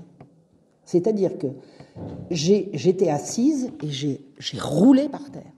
J'ai roulé par terre en geignant, en étouffant, en essayant de hurler, et je n'arrivais pas. Mais j'ai une véritable crise de nerfs d'avoir vu le film. Je me suis mise à trembler, je me dis, mais qu'est-ce qui se passe? Qu'est-ce qui m'arrive? Qu'est-ce qui m'arrive? Et en fait, je venais de comprendre l'imposture de la révolution sexuelle et toute ma vie a défilé en quelques secondes. J'ai compris toutes les conneries que j'avais faites, toutes les erreurs, Mais ça a été vertigineux, vertigineux. Et dans ce film, alors, qu'est-ce qu'on voit? On voit que la révolution sexuelle a été une imposture inventée par la CIA et par la banque pour dominer le monde, et que Kinsey était un criminel, un prédateur, un menteur, un violeur et un sataniste qui correspondait avec Aleister Crowley. C'est-à-dire que le père de la révolution sexuelle était une horreur. Et en voyant ce film, j'ai vu toute ma vie défiler en disant j'ai été l'objet de ces gens-là. J'ai été la victime de ces gens-là. J'ai foutu ma jeunesse en l'air à cause de ces gens-là. Voilà, il y avait mon drame familial à moi, mais bon, c'est l'un par-dessus l'autre. En fait, j'ai compris que j'avais basculé dans un système qui voulait ma mort. Et que tout ce que j'ai découvert sur le réseau d'Ancien Régime se perpétue aujourd'hui, mais à l'échelle mondiale. À l'heure actuelle, les pires des pervers sont aux commandes du monde. Ils sont aux commandes. Et là, maintenant, il faut dénoncer l'imposture. Parce que c'est une imposture. Il y a une vérité simple derrière tout ça. Kinsey était un imposteur. Et dans le film, qu'est-ce que j'ai découvert? Une toute petite femme, alors je dis petite parce que vraiment de taille elle était toute petite, Judith Reisman, et on la voit sur un plateau de télévision qui brandit le poing comme ça en direction des qui leur dit, et vous savez ce qu'il m'a dit, quand j'ai demandé à un des collaborateurs de Kinsey comment avez-vous pu déterminer que les enfants sont sexuels dès la naissance? Réponse, on les a stimulés de façon orale et manuelle. Le rapport Kinsey sur la sexualité des enfants s'est fait par le viol de centaines d'enfants dont les évanouissements, les convulsions et les hurlements de terreur ont été qualifiés de orgasme, orgasme, orgasme. Et toute la révolution sexuelle s'est faite sur cette horreur. Horreur. Kinsey a élaboré ses statistiques sur l'homosexualité à partir de populations qu'il a rencontrées dans les prisons. Est-ce que vous pouvez me raconter la vie sexuelle d'un prisonnier qui ne soit pas homosexuel? Racontez-moi. Je ne sais pas comment vous faites. Alors lui, il a mélangé la statistique de gens qui est allé voir dans les prisons avec quelques statistiques de gens qu'il a ramassés dans la rue et il a dit tant de pourcents d'hommes sont absolument homosexuels, tant de pourcents sont juste un petit peu, tant de pourcents sont à peine et tant de pourcents sont purement hétérosexuels. Menteur. Lui-même était homosexuel. Marié, hein, il avait une belle couverture, mais il était à la fois homosexuel, il était, excusez-moi de la crudité de mes propos, masturbateur compulsif, et il en est mort. Il s'est tellement tiré sur les trucs qu'il a fini par... Vous savez comment il faisait? Il s'enroulait une corde, il montait avec une poulie, il montait sur une chaise et il sautait de la chaise. Alors au bout d'un moment, il a développé des saloperies qui voulaient plus cicatriser, puis il en est mort. Alors on raconte qu'il est mort d'une pneumonie. Je vous assure qu'il n'avait pas un poumon là. Attends, je ne suis pas médecin, mais je crois qu'il n'y avait pas de poumon là. Donc, pour parler de l'infidélité des femmes dans ses rapports, il a mélangé des statistiques de ménagères avec des statistiques de prostituées. La fidélité de la prostituée, je ne sais pas si vous voyez ce truc. En fait, toute la révolution sexuelle, c'est un crime qui se perpétue sur des mensonges. Et toutes les politiques d'éducation sexuelle au monde se réfèrent aux travaux frauduleux, prétendument scientifiques, d'un grand criminel. Et toutes les études que Kinsey a faites sur la sexualité des enfants, quand il dit les enfants sont sexuels de la naissance, vous prenez les programmes d'éducation à la sexualité maintenant, de l'OMS, de l'UNESCO, de l'Europe, de la France, de la Belgique, de tout ce que vous voulez, vous prenez n'importe quel programme, tous se réfèrent à Kinsey qui dit les enfants sont sexuels de la naissance. Et comment il le sait? Parce que quand il les viole, les enfants hurlent, donc ils jouissent. Vous voyez à quoi? Attendez, vous réalisez l'horreur. Et c'est Judith Reisman qui a découvert tout ça. Et on l'a fait taire. On l'a fait taire. Elle n'a jamais baissé, elle n'a jamais renoncé. C'était une femme absolument extraordinaire. Et quand j'ai vu ce film, j'ai dit, il faut que je la rencontre. Moi, je vois le film, alors je roule par terre, je pousse des hurlements, je me ressaisis. Alors j'étais avec une copine, il m'a dit, dis donc, elle était impressionnée. J'ai dit, c'est ma vie qui vient de redéfiler. C'est ma vie qui vient de défiler devant mes yeux. Et j'ai dit maintenant, cette Judith, il faut que je la trouve. Bah, vous savez, il y a un truc qui est très sympa, je vous explique, ça s'appelle Internet. Vous avez quelqu'un qui dit un truc sur Internet, vous dites, elle doit avoir un site, je trouve un site, contact, j'écris contact, bonjour, je m'appelle Marion Sigaud, elle répond, paf, et puis c'est parti comme ça. Alors elle me connaissait pas. Elle s'est renseignée un petit peu, elle a dit Marion Sigaud, machin, réconciliation, antisémite et tout. Alors elle n'a pas l'air antisémite quand même, parce qu'apparemment elle a vécu en Israël. Alors quelqu'un qui lui a dit. Alors elle était rigolote parce qu'elle m'a montré les arguments des gens qui lui disaient si, tu peux la rencontrer. Il dit du moment qu'elle dit quelque chose d'intéressant, dire qu'elle est antisémite, c'est juste pour la faire taire, donc c'est pas un argument. Alors elle a dit bon, bah d'accord. Donc en fait, elle était invitée à Zagreb, par l'archevêché de Zagreb, excusez du peu, parce que elle, la juive américaine, qui avait découvert l'horreur de la sexualisation des enfants, elle avait signalé que les programmes d'éducation sexuelle à l'école étaient complètement pervers et des parents croates avaient dit « Attendez, on ne va pas laisser faire ça ». Donc ils ont prévenu les autorités ecclésiastiques de Zagreb qui ont dit « Mais attendez, il faut absolument faire connaître cette dame » et ils l'ont invitée et elle a été reçue par l'archevêque de... L'évêque ou l'archevêque, je crois que ça doit être un archevêché à Zagreb. Et elle y est allée 2 fois, et la deuxième fois, on lui a fait vraiment un pont d'or, quoi. Elle a été mise à l'honneur, vous ne pouvez pas vous imaginer. Ils ont organisé devant un sanctuaire dans les rues de Zagreb un chapelet qu'elle a récité avec eux. Et ce chapelet, c'était en son honneur, c'est-à-dire qu'ils ont prié la Sainte Vierge qu'elle protège son combat. Et je l'ai vu, bon, on était déjà ensemble depuis quelques jours, ça a été la rencontre du siècle, on s'est tombé dans les bras, je ne vous dis pas, c'est extraordinaire. Et à l'issue de ce chapelet, alors elle a été filmée, on la voit, elle est absolument extatique, elle a les yeux à moitié fermés. Et elle le récite, et elle récitait le « Je vous salue Marie ». Et on lui dit « Mais comment tu connais ?» Elle dit « Attends, au bout de 50 fois, vous le répétez. » Elle avait une mémoire d'éléphant, elle a récité le rosaire avec les autres, avec nous. Et alors moi je le récitais en français parce que je ne connais pas le croate, mais c'est le même, c'est le même. Et elle m'a dit c'est le plus grand moment de mon existence. Et je crois qu'elle a été convertie à ce moment-là. Je pense qu'elle a été.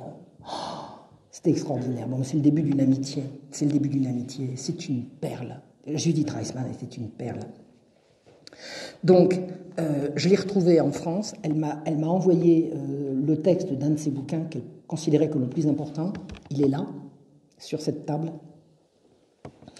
Et elle m'a demandé d'essayer de le traduire. J'en ai parlé à Soral qui m'a dit qu'il n'avait pas le premier sou pour faire traduire ça. J'ai trouvé un traducteur bénévole qui est venu me voir, qui m'a dit moi, Madame Sigaud, je veux traduire le texte de votre ami. Je suis traducteur professionnel. Je ne vous demanderai pas un sou. Je veux le faire pour la cause. Il y a des gens comme ça, un bouquin épais comme ça. Et c'est une vraie traduction professionnelle, hein, c'est pas un truc, une vraie traduction professionnelle. Donc le livre est sorti, Judith est venue en France. Elle a fait une tournée de conférences, elle a fait un certain nombre de vidéos. Alors j'ai fait des vidéos avec elle, ça a été des moments extraordinaires. Et ensuite, alors elle a donné des conférences et des interviews dans le réseau d'égalité et réconciliation. Une autre maison d'édition, les éditions de Saint-Rémy, a publié un autre livre d'elle, alors d'une traduction à laquelle je n'ai pas participé, mais j'ai quand même préfacé également ce livre-là. J'ai préfacé le premier livre, j'ai préfacé le second. Et les éditions de Saint-Rémy ont publié La subversion sexuelle, ou comment un savant fou a bouleversé l'Amérique. Un deuxième. Il faut savoir que les livres de Judith sont à la fois essentiels mais extrêmement éprouvants. Mais tout est sourcé, c'est du vrai travail de chercheur. Judith, elle est devenue docteur en communication. Elle a fait un doctorat. Elle a repris ses études sur le tas. C'est un truc comme ça. Nous, les bonnes femmes, on s'y met tard, mais on y arrive quand même. Et elle a fait véritablement un travail de recherche absolument étonnant. Et comme aucune autorité aux États-Unis ne voulait relayer son travail, elle est obligée de passer par l'édition et l'édition de la dissidence, c'est-à-dire des éditions qu'on se passe, je ne peux pas dire vraiment sous le manteau, mais sans les grands réseaux de distribution, quoi. Mais elle a quand même été traduite en croate, en polonais, j'imagine en russe. Enfin voilà, c'est en tout cas en français, ça c'est certain. Donc, elle était lancée en France. Excusez-moi, mais il a fallu attendre 2017 pour que Judith Reisman soit disponible en français, alors qu'elle écrit depuis les années 80, il ne faut quand même pas exagérer. Il n'y a pas d'éditeurs universitaires en France qui sont capables de s'intéresser à ce que raconte une Américaine. C'est invraisemblable, quoi. C'est invraisemblable. Comment se fait-il? Et en Belgique non plus, il n'y a personne qui a bien dû parler d'elle. Non, mais pas rigoler. C'est moi avec mes petits bras qui ai tout découvert. Bon, attendez. Il y a vraiment. Elle m'a expliqué. Hein, c'est vraiment des choses qu'il faut savoir. C'est que elle a été ébahie de voir la trahison des intellectuels par rapport à la cause de la sexualisation à outrance. Parce que Judith ne défendait pas que les enfants. Son combat, c'était pas les enfants, c'était les victimes de la sexualisation à outrance, et notamment les femmes. Clairement, notamment les femmes. Elle dit la protection des femmes s'est effondrée. Maintenant, les femmes sont victimes de viol, il va falloir qu'elles prouvent qu'elles n'étaient pas d'accord. Alors qu'avant, c'était l'inverse. Donc, alors je vais vous raconter une ou deux anecdotes sympas. Le soir de l'élection de Donald Trump, je vais me coucher en me disant c'est pas possible, c'est pas cette sorcière qui va passer, je veux pas le croire. J'arrive pas, je pouvais pas écouter. Alors je branche Internet, je dis non, je veux pas, je peux pas voir ça. Je peux. Puis alors à un moment donné, je dis non, attends quand même, je vais regarder. Puis je me dis mais c'est marrant, on dirait que c'est Trump qui passe. C'est pas possible, c'est pas possible. Alors qu'est-ce que je fais? J'appelle Judith. Je lui dis Judith, qu'est-ce qui se passe? Elle me dit on a gagné. On a commencé à chanter, à faire les connes et tout. Mais ça a été un tremblement de terre, vous ne pouvez pas vous imaginer. Alors on chantait à bas la sorcière. Alors, je lui dis, écoute, on va se retrouver à Montréal, il y a une association de parents catholiques, est-ce que tu es d'accord? Ouais, je suis d'accord, on s'est retrouvé à Montréal, donc c'est la 3e fois. Vous savez, quand vous avez passé 8 jours à Zagreb, ensuite 15 jours en France, notamment chez moi, puis ensuite 10 jours à Montréal, vous rentrez un peu dans l'intimité de quelqu'un. Vous voyez ce que je veux dire? D'autant que nos relations épistolaires, étaient non-stop, sans arrêt. Donc on est vraiment devenus amis, quoi. Amis. C'est une personne qui a vraiment compté dans ma vie. Et quand on était à Montréal, c'était le centenaire de Fatima. Elle est venue à la messe avec nous. Hein. Et je l'ai vue bénir la table à chaque repas. Toujours. Alors qu'elle m'a expliqué que la religion, dans sa famille, c'était l'opium du peuple, qu'on n'avait pas besoin de tout ça, que quand elle chantait la Marseillaise, c'était en pensant que Robespierre était un grand bonhomme. Elle a basculé elle aussi, quoi. Hein.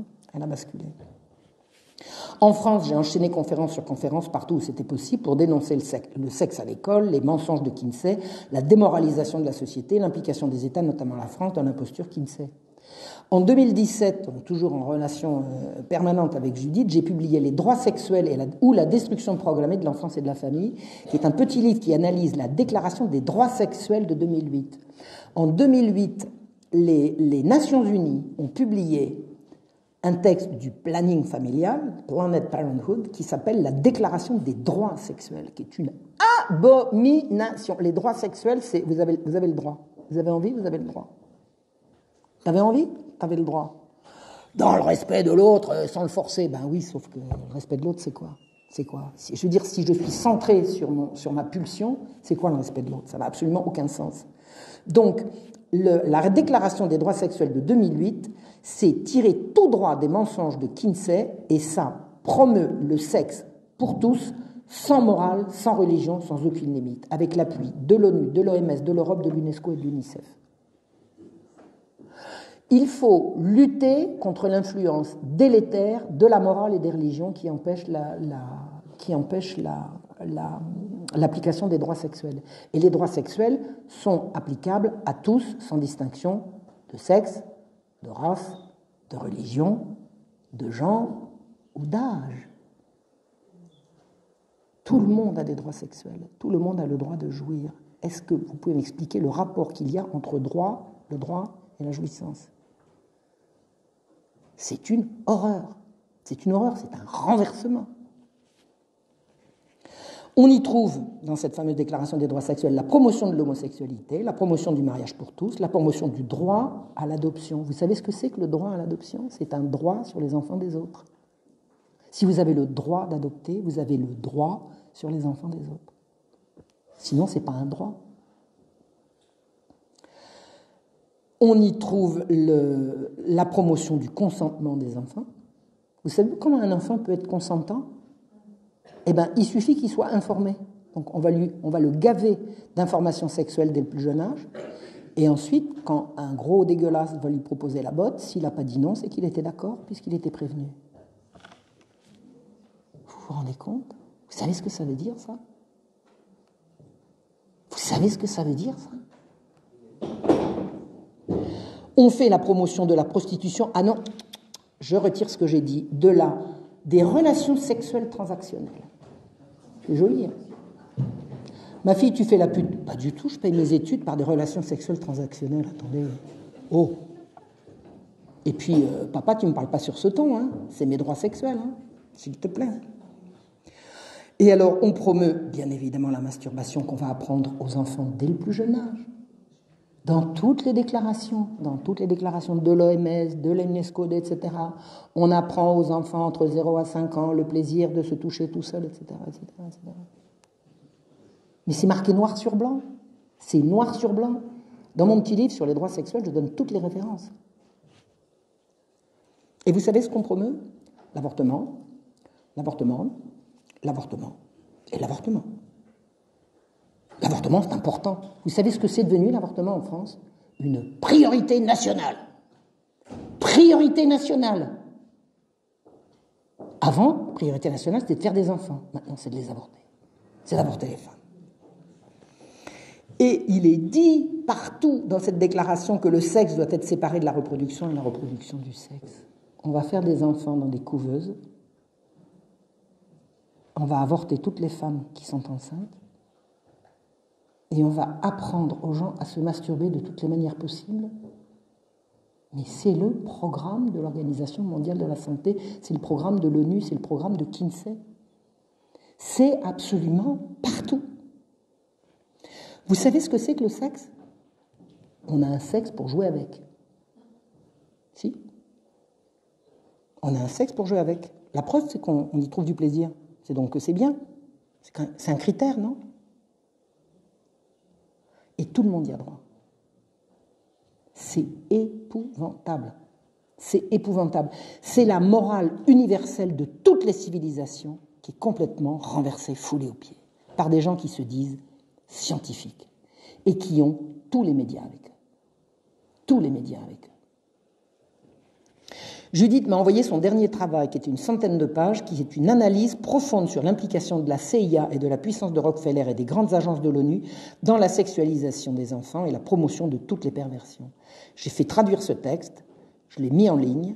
Nous sommes en relation épistolaire permanente, nous sommes amis à la vie, à la mort. Et le 9 avril 2021, elle s'éteint sur sa table de travail. Elle meurt, je ne sais pas de quoi. Elle est morte comme ça. Elle venait de raccrocher, elle était en train de préparer un nouveau travail. Elle est morte. C'est comme ça. Elle était âgée de 84 ans. Elle militait depuis l'âge de 34 ans. 50 ans de combat sans relâche contre une pieuvre monstrueuse dont elle n'a jamais cessé de dénoncer les ramifications diaboliques. Aujourd'hui, la situation est dramatique partout dans le monde. Au nom des diaboliques droits de l'enfant, savez-vous que les droits de l'enfant, c'est une notion diabolique? On retire de plus en plus d'enfants à leur famille pour les placer hors d'atteinte d'enfants, de parents désespérés. Vous êtes pauvre, madame. Votre enfant a le droit d'avoir du confort. Vous ne pouvez pas lui donner, on vous le retire, on va le mettre ailleurs. Parce que ne pensez pas que les services sociaux qui ont de l'argent à donner à des familles d'accueil pourraient donner le même argent à la mère. Non, non, non, attendez. Hein? Ça serait trop simple. Ça serait trop simple. Il y a en France des centaines de milliers, maintenant, des centaines de milliers d'enfants enlevés à leurs parents. C'est épidémique. C'est une monstruosité. Et les parents en question commencent à s'organiser. La colère gronde. L'organisation est en train de se faire. Ça va péter. On a aboli l'autorité parentale. Vous avez des enfants maintenant qui intentent des procès à leurs parents, qui leur ont donné une claque ou menacé de leur en donner ou qui leur ont empêché de ceci ou de cela. Au nom des droits de l'enfant, vous avez des juges qui les entendent. Vous pouvez être traîné au tribunal par votre gosse de 9 ans parce que vous lui avez fiché une claque et qu'il estime qu'il a bien le droit de ne pas en recevoir. Vous savez que la France a interdit la fessée. Comment voulez-vous interdire la fessée sans mettre un flic dans chaque foyer? Ou sans mettre les enfants à l'école en situation de raconter ce qui se passe à la maison et ensuite d'envoyer des travailleurs sociaux qui vont les saisir. C'est comme ça que ça se passe. C'est comme ça que ça se passe en Allemagne. C'est comme ça que ça se passe en Angleterre. C'est comme ça que ça se passe dans les pays du Nord. Et c'est comme ça que ça se passe maintenant en France. Là, c'est plus le danger. Maintenant, c'est l'horreur. C'est en cours, là. C'est en ce moment. C'est en ce moment. Les enfants appartiennent à l'État. Vous savez à qui ils appartiennent, les enfants, en fait? À personne. Par contre, leurs parents ont l'autorité sur eux. Et ils ont le droit de les élever. Alors, quelqu'un m'a dit un jour, les parents n'ont pas de droit, ils ont des devoirs. Ben, je lui ai dit, écoutez, madame, je vais vous expliquer un truc. Vous avez le devoir vis-à-vis de votre fille de lui accorder le confort auquel elle a droit, l'éducation à laquelle elle a droit, et la satisfaction de tous ses besoins. Ça, c'est votre devoir. Vous n'y arrivez pas, ben on va vous l'enlever. Et si vous n'avez pas de droit, vous ne pouvez pas résister à ça. Alors, les parents n'ont pas que des devoirs, ils ont également des droits. On fait du changement de sexe. Alors, le changement de sexe, ça fait partie des imbécilités de Kinsey, ça fait partie des trucs les plus délirants.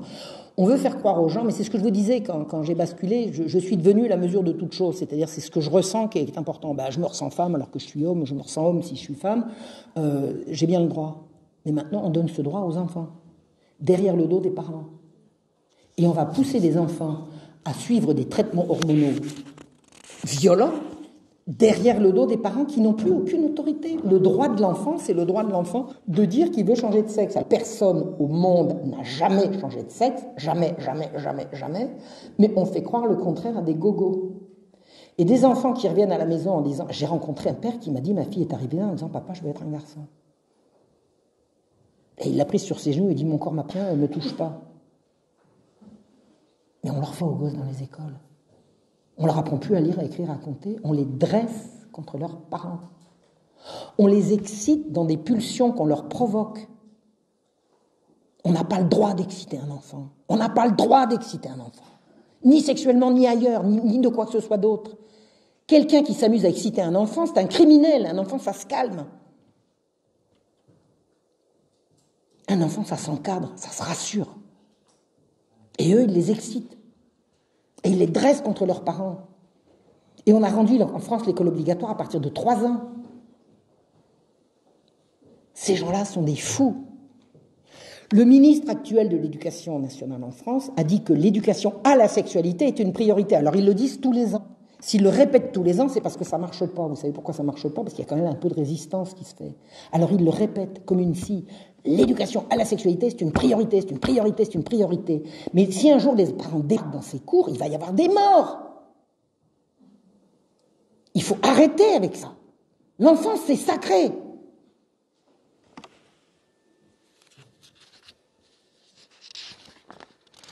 Ouf, excusez-moi. Une pseudo-dénonciation des crimes du patriarcat. C'est le dernier truc. Le patriarcat, c'est la faute du patriarcat. Dévirilise les hommes et transforme les femmes en virago. fait pas bon être un homme aujourd'hui. Rassurez-vous, messieurs, il y a encore des vraies femmes, ne vous inquiétez pas. On assomme les tout-petits de sexe explicite sous toutes ses formes et on leur présente, alors excusez-moi, je vais encore être cru, mais si vous voulez, je parle d'un sujet scabreux, donc je vais être obligé d'être scabreuse, on leur présente l'anus comme un organe sexuel. Alors ça, je l'ai vu. Je l'ai vu au Québec, en double page quadrichromie, avec des dessins extrêmement explicites, organe sexuel masculin, organe sexuel féminin, l'anus est au milieu. C'est un organe sexuel, c'est bien connu. Attendez. Et on parle de gosses en primaire. On promeut la notion de santé sexuelle. La santé sexuelle, c'est ce qui permet à l'Organisation mondiale de la santé de s'en mêler. Parce que dès que vous avez une notion de santé sexuelle, vous donnez à l'Organisation mondiale de la santé le droit de se prononcer sur les programmes d'éducation à la sexualité dans les écoles. Et vous savez le pouvoir insensé qu'a cette organisation criminelle. Alors on ne dit plus éducation sexuelle, mais à la sexualité, je pense que c'est suffisamment explicite, et on l'impose à partir de 3 ans, hors du regard des parents. Donc c'est-à-dire que le sexe n'est pas définitivement le mode de reproduction des humains, mais le moyen de se faire plaisir. On a un sexe pour se faire plaisir. On a un sexe pour jouer avec et tout le monde a le droit de jouer. Résultat, des petits réputés informés par le harcèlement dont il faut l'objet sont considérés consentants à des relations avec des adultes. Le viol collectif a fait son apparition récurrente dans les cours d'école maternelle. Une petite fille de 4 ans a été victime de 2 tournantes, je dis 2 tournantes, par des bambins de son âge dans la cour de son école.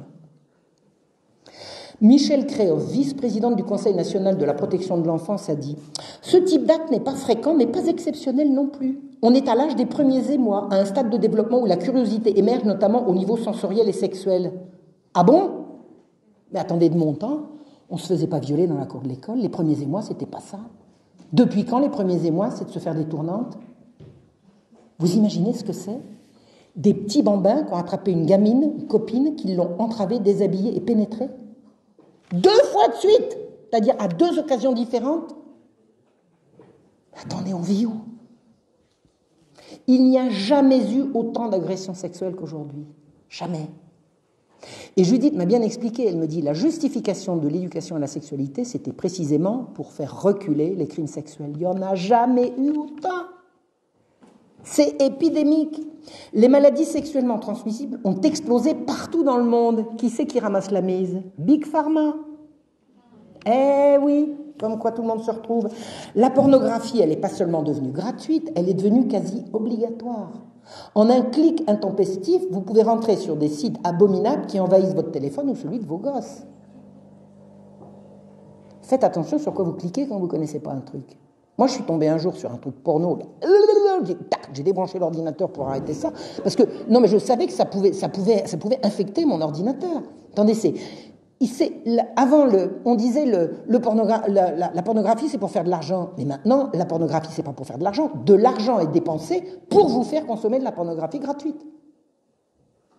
Vous voyez le changement ? L'UNICEF, Agence de défense des enfants, a déclaré acceptable une certaine pornographie en direction des enfants. Ben voilà. Il y a la mauvaise pornographie, il y a la bonne pornographie. Et moi, j'ai lu le témoignage de profs qui ont cru ce qu'avait dit l'UNICEF, qui ont voulu visionner des trucs avec leurs élèves. Ils ont arrêté, ils ont poussé des hurlements. Ils disent, mais c'est épouvantable, c'est abominable, ils sont fous. Oui, ils sont fous. Et c'est eux qui nous dirigent. Au nom de la liberté de création, on exhibe des scènes pédocriminelles au grand public. Vous êtes au courant de ce qui s'est passé au Palais de Tokyo à Paris ? C'est absolument atroce. Et alors notre cher président, alors il y a une femme, parce qu'il y a des gens pas mal, elle a balancé un seau de peinture rouge sur le truc, et notre président, comment il s'appelle ? Emmanuel Macron, c'est ça, Emmanuel Macron, il a dit qu'il était scandalisé à cette atteinte à la liberté d'expression. La liberté d'expression en France, j'aime bien. Alors les ministres de l'éducation successifs reviennent sans cesse sur la nécessité de séances obligatoires d'éducation à la sexualité dès les plus petites classes.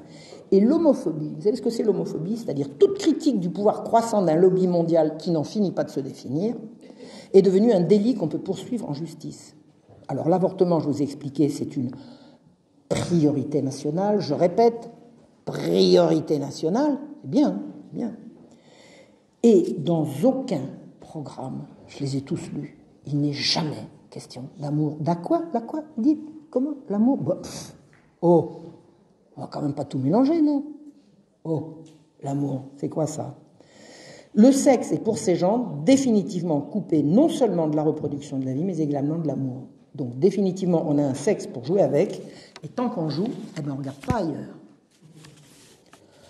Le programme de l'IPPF annoncé en 1969 par le fameux Dr Day s'applique déjà à la lettre. Alors il est déjà admis à l'échelle mondiale par la propagande onusienne la nécessité de restreindre la population mondiale.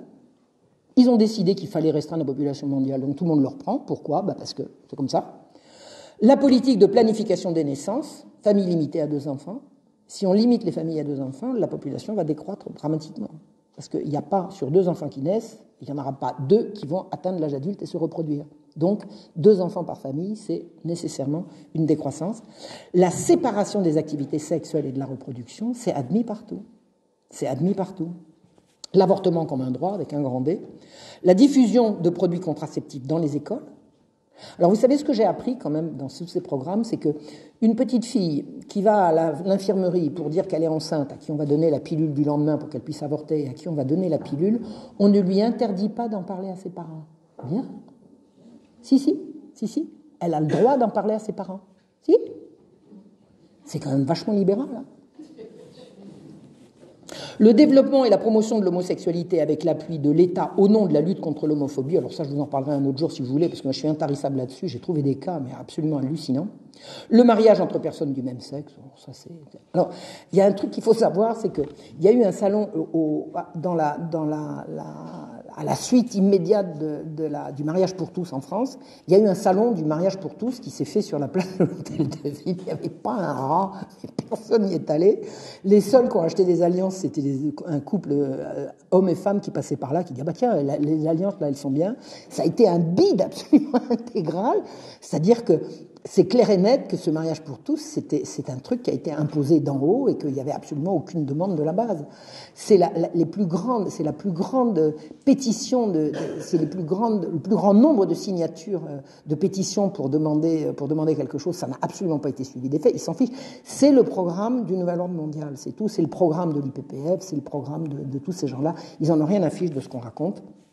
Donc, le mariage entre les personnes de même sexe, la notion de changement de sexe, l'éducation à la sexualité, le sexe à l'école, tout ça se déroule dans tous les pays, les uns derrière les autres, et on a l'impression que rien ne va les arrêter.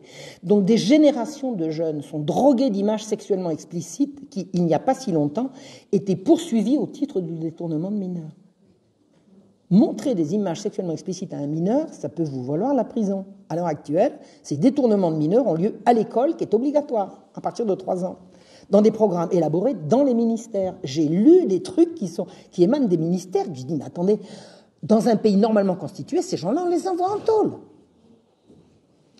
On monte ces enfants contre leurs parents en les persuadant qu'ils ont des droits et que leurs parents n'ont pas le droit de s'y opposer. Tout, absolument tout, fait référence aux travaux frauduleux d'un maniaque sexuel, maître chanteur, soutenu par le pornographe Hefner, fondateur de Playboy.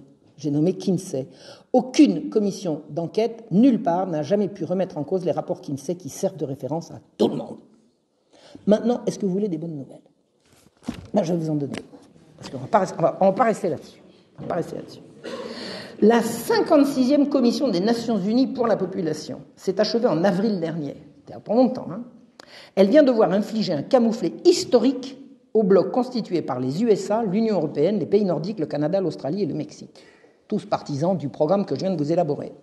Ce bloc essayait pour la 10e fois d'imposer une résolution sur l'éducation qui comportait l'adoption de l'éducation sexuelle globale dans le document final. C'est-à-dire que les Nations Unies vont dire on va mettre au point un programme d'éducation et le fameux bloc en question dit dans l'éducation on va mettre l'éducation sexuelle holistique, ils appellent, c'est-à-dire l'éducation sexuelle holistique, ça veut dire qu'on va parler sexe dans les cours d'histoire, dans les cours de grammaire, dans les cours de... c'est monstrueux. Attendez, vous ne pouvez plus faire une dictée où vous allez raconter Roméo et Juliette, ça va être Roméo et Roméo... hein? Non mais tout, c'est... Bon, donc ça faisait 10 ans que le groupe en question essayait de faire passer son truc sur l'éducation sexuelle et holistique. Ils ont dit, là ça y est, on a trouvé le truc. Il va y avoir une résolution sur l'éducation et on va faire passer notre résolution vous savez, en fin de truc. Vous savez comment bon, non, je vais faire de la digression à propos de toutes les lois scélérates, elles passent en dernier paragraphe d'une loi qui parle d'autre chose. C'est comme ça que ça passe. À la Révolution, c'est comme ça que les trucs les plus crapuleux sont passés. Mais j'en parlerai une autre fois. Donc, la dite résolution comportait également un droit à l'avortement et à l'apprentissage des pratiques sexuelles par les enfants. Donc, le groupe, là, l'Occident, ils ont dit, bon, on va faire un truc sur l'éducation et on va faire passer ça. Alors, ils ne lâchent jamais. Ça fait 10 ans qu'ils essaient de passer leur truc et là, ils étaient sûrs de leur coup. Et on a compris que l'ONU est leur terrain de chasse favori, depuis Kinsey. Alors, les opposants assez loin savaient très bien que le projet consistait à promouvoir l'homosexualité, le mode de vie transgenre, détruire l'autorité parentale, qui est en fait, l'autorité parentale, c'est le seul rempart de protection des enfants contre les prédateurs. Il n'y a pas de meilleur protecteur contre un prédateur que papa. Alors, je sais bien qu'il y a des pères abusifs, c'est pas moi qui vais dire le contraire, mais c'est pas une raison. La veille du vote, la version finale du document a été envoyée à 22h30. Alors demain, à 8h, on vote et vous avez le truc. Bon. Alors ça interdisait aux délégués d'en faire connaître la teneur à leur gouvernement pour obtenir leurs instructions. Vous recevez le truc à 22h30, vous allez signer, bon, peut-être pas le lendemain à 8h du matin, mais enfin disons entre 9 et 10h, vous n'avez absolument pas le temps de faire connaître ça à vos gouvernements. Des délégations d'Afrique, d'Asie, du Moyen-Orient, d'Europe de l'Est ont convoqué une réunion d'urgence qui a duré toute la nuit. Ils ont dit, on ne va pas laisser passer ça. Cette réunion a permis une coordination cruciale entre les pays partageant les mêmes idées sur ce qu'il convenait de faire avec les paragraphes controversés. Les paragraphes controversés, c'était la fin du truc. En l'espace de quelques minutes, les 22 pays conservateurs ont pris le contrôle de la discussion. Ils ont reproché au président de la Commission, qui est un président moldave, d'avoir présenté le texte moins de 24 heures avant son adoption, ce qui est totalement illégitime, et incluant un texte négocié de nulle part, c'était un truc rajouté, bim, comme ça, à prendre ou à laisser, et le tout uniquement en anglais. Je suis désolé, mais c'est un peu violent quand même. Un peu violent, ça. Parce que je sais bien que tout le monde est censé parler l'anglais, mais quand même. Bouche bée, les délégués occidentaux ont vu s'évanouir leur espoir d'un consensus. Finalement, le président moldave a retiré le document, qui comportait tout de même des déclarations importantes sur l'éducation, la vraie éducation des enfants. Mais en retirant le texte sur l'éducation, on retirait également l'autre. Alors, ce qui montre que le camp occidental préfère sacrifier l'éducation s'il ne peut pas imposer l'éducation à la sexualité. En tout cas, la leçon sera retenue. Et c'est un camouflet, et c'est une victoire pour, alors tenez-vous bien, l'Algérie, la Biélorussie, le Brunei Dar es Salaam, le Cameroun, la République démocratique du Congo, l'Égypte, l'Érythrée, l'Éthiopie, la Gambie, l'Irak, l'Iran, la Libye, le Mali, la Mauritanie, le Nigeria, la Syrie, la Russie, l'Arabie Saoudite, le Sénégal, le Yémen, l'Ouganda et le Zimbabwe. Honneur leur soit rendu, plus de la moitié sont des Africains. Merci l'Afrique. Les Africains, ils sont à la pointe.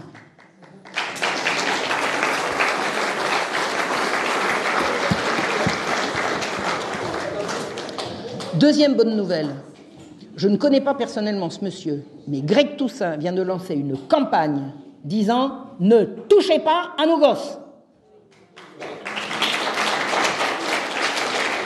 Il paraît qu'il vient de se faire assigner en justice pour homophobie. Ah bah oui, qu'est-ce que c'est l'homophobie? C'est de ne pas vouloir que les homosexuels viennent faire de la propagande homosexualiste dans les écoles. Honneur à ce monsieur, je ne le connais pas, je ne demande qu'à le connaître. Alors, on va conclure en rappelant une vérité première qu'il est grand temps de rappeler. Le sexe, c'est fait pour reproduire et transmettre la vie. Point.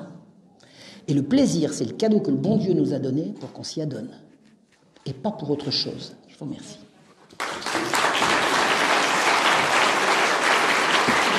Voilà.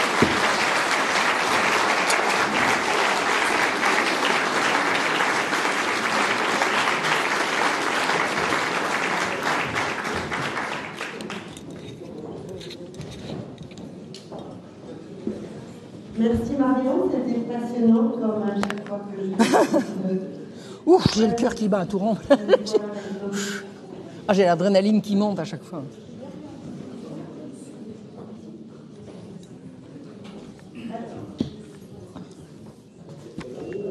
On a un petit peu de temps pour des questions. Est-ce que vous avez des questions à poser à Marion Sico?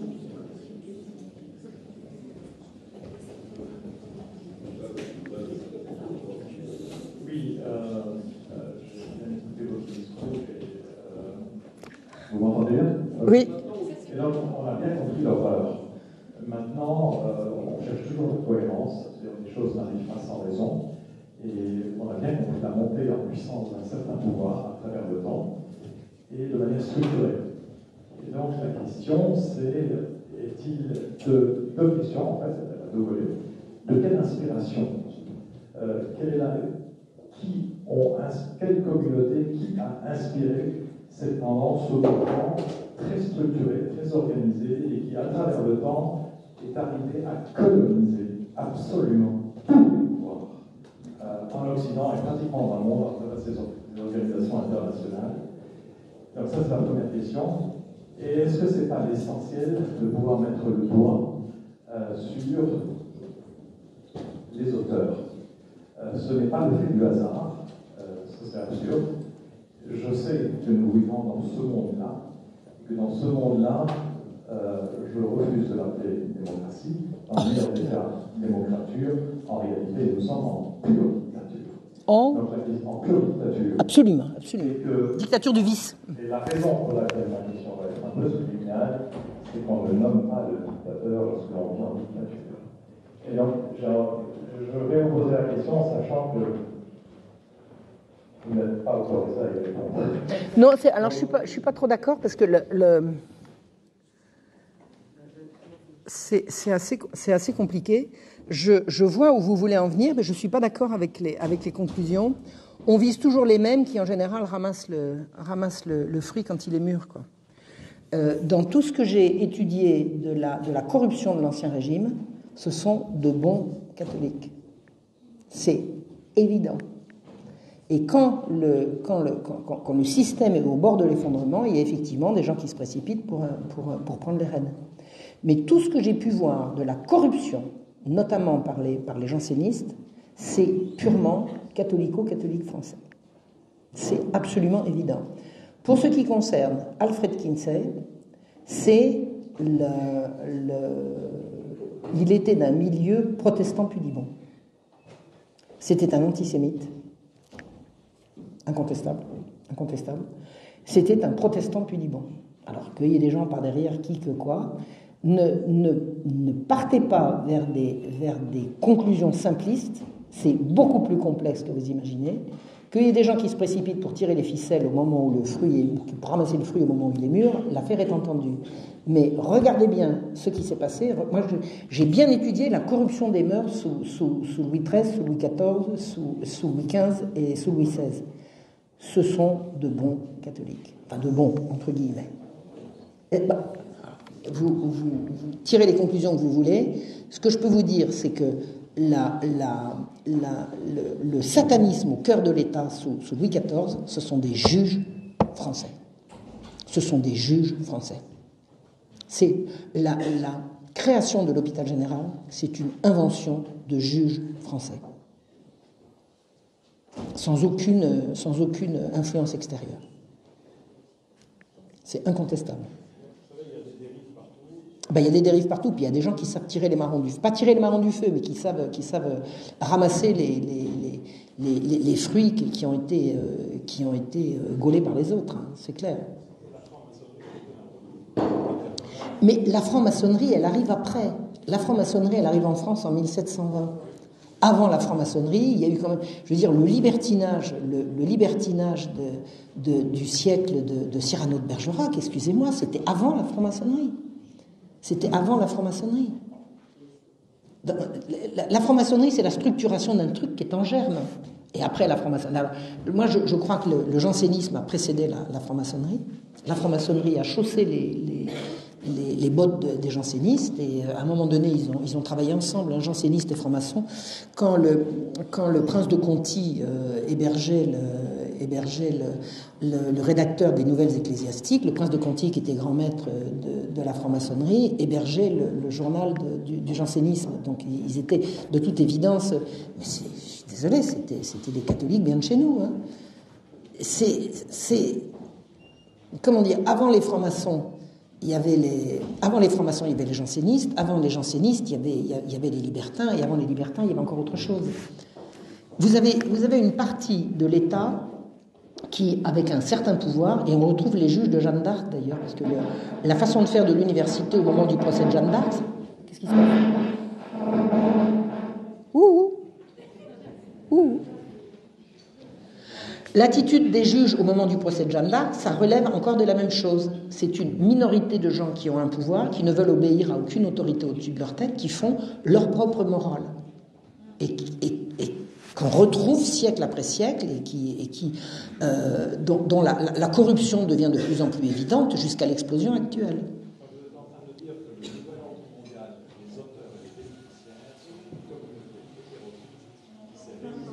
Ah non, alors attendez, parlez plus fort. Non, je ne suis pas en train de dire ça, je suis en train de dire que on trouve des corrompus absolument partout, et que, non mais la collusion des corrompus de différents pays, c'est sûr qu'on les retrouve. Les Illuminati, je vais dire, la réunion des Illuminati, c'est la réunion de ces gens-là entre eux, c'est la collusion de ces gens-là entre eux.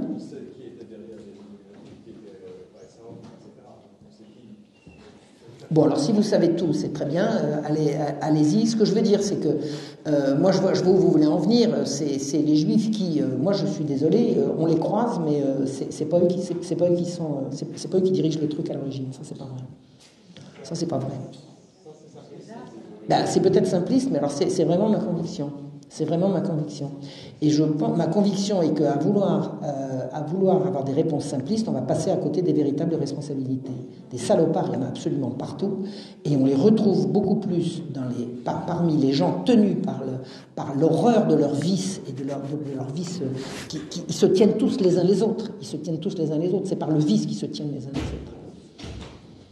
Et de penser qu'une communauté puisse être plus responsable qu'une autre, je n'y crois pas. Personnellement, je n'y crois pas. Je pense que tout le monde est représenté là-dedans.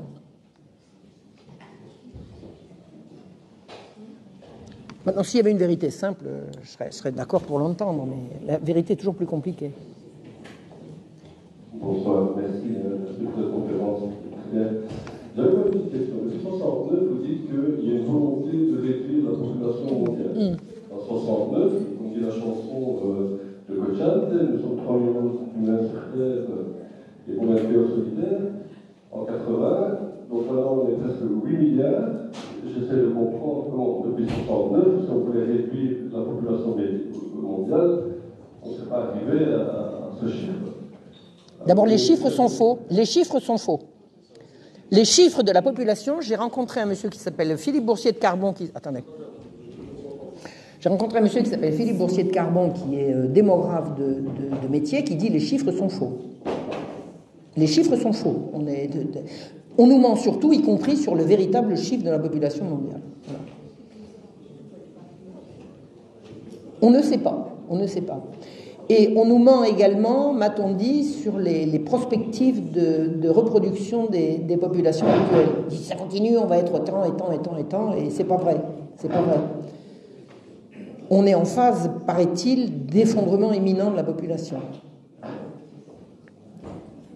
Donc les chiffres sont faux. En tout cas, ils sont inconnus. On va prendre encore 2 questions. Merci Anne. Madame, merci beaucoup pour votre conférence qui était super intéressante et j'aime bien beaucoup votre courage et votre vécu. Mais vous avez volé très haut et je voulais vous dire que sur Terre, parmi le peuple, il y a des horreurs encore plus horribles qui se passent. Je ne sais pas si vous avez entendu parler, je rajoute ça à tout ce qu'on a entendu ce soir, de l'affaire Guardo. En 1962, il y a une petite fille qui s'appelait Lydia Guardo. Son papa était un braqueur, un armé. Eh bien, dès qu'elle a eu 9 ans, il l'a séquestrée pendant 28 ans. Il lui a fait 7 enfants. Il l'a violée.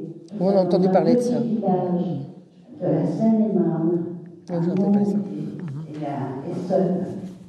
Et le village, tout le village était au courant. La petite s'est évadée plusieurs fois. Elle est allée voir les gendarmes qui l'ont ramenée chez son père.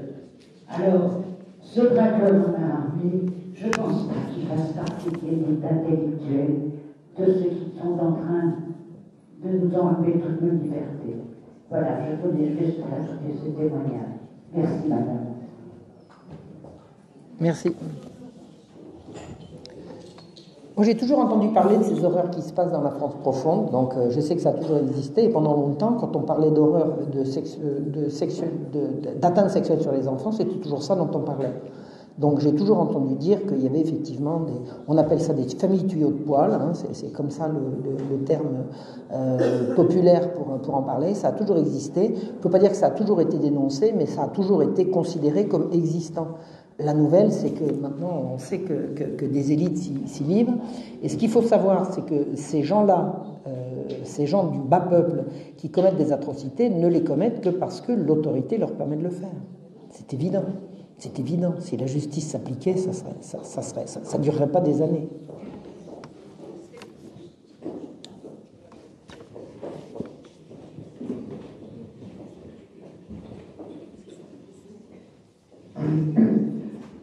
Quelles seraient les associations que vous conseillez? Je sais que vous êtes proche de Civitas. Ici en Belgique, nous avons eu récemment des lectures dans les bibliothèques, dans les drag queens. À la Louvière, le planning est full jusqu'au fin juin.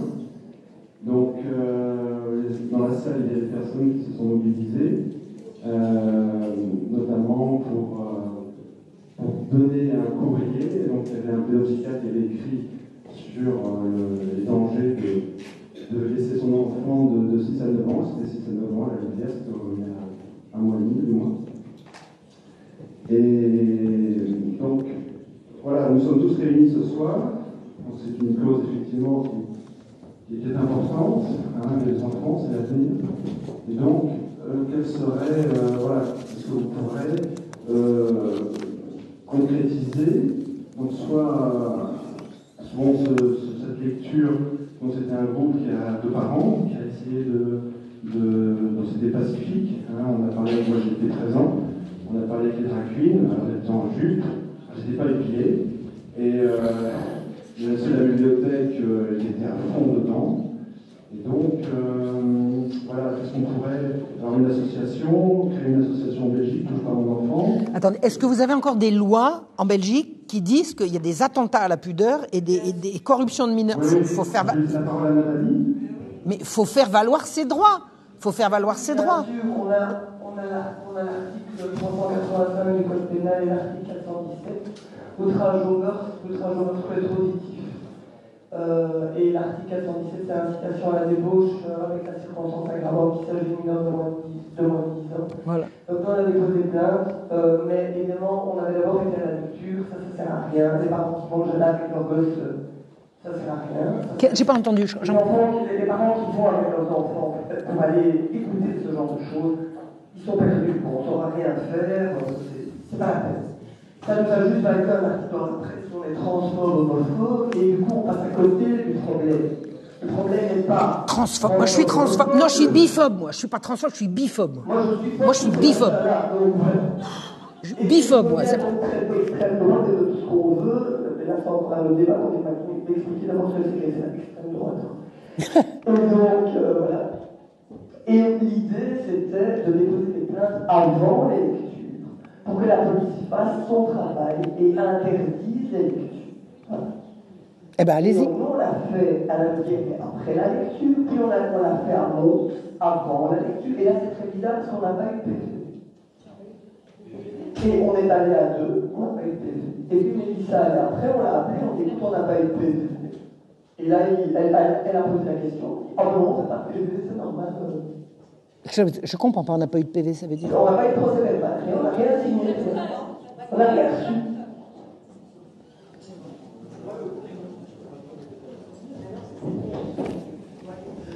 Je pense, je crois vraiment que c'est la bonne piste. C'est la bonne piste, c'est la piste juridique. J'en vois pas d'autre. Ou alors, ça va se terminer avec du sang sur les murs, ce que je ne souhaite pas, parce qu'il y aura forcément du sang de victimes innocentes au milieu. Hein. Mais la réponse est juridique. Vous savez, ce qui paralyse les gens dans ces affaires-là, c'est la sidération. La sidération, c'est le culot de l'ennemi. Ils ont tous les culots, ayant tous les culots en face. Alors, ceux qui veulent déposer des plaintes, moi j'ai des documents, les articles de loi, vous m'envoyez un... Mais il faut faire des actions conjointes, il faut faire des actions collectives. Mais il faut que les gens suivent. Mais les gens, attendez, arrêtez avec les gens, lesquels? C'est pas les gens qui vont suivre, c'est ceux qui vont suivre qui vont suivre. Si vous attendez d'avoir tout le monde, vous ne ferez jamais rien.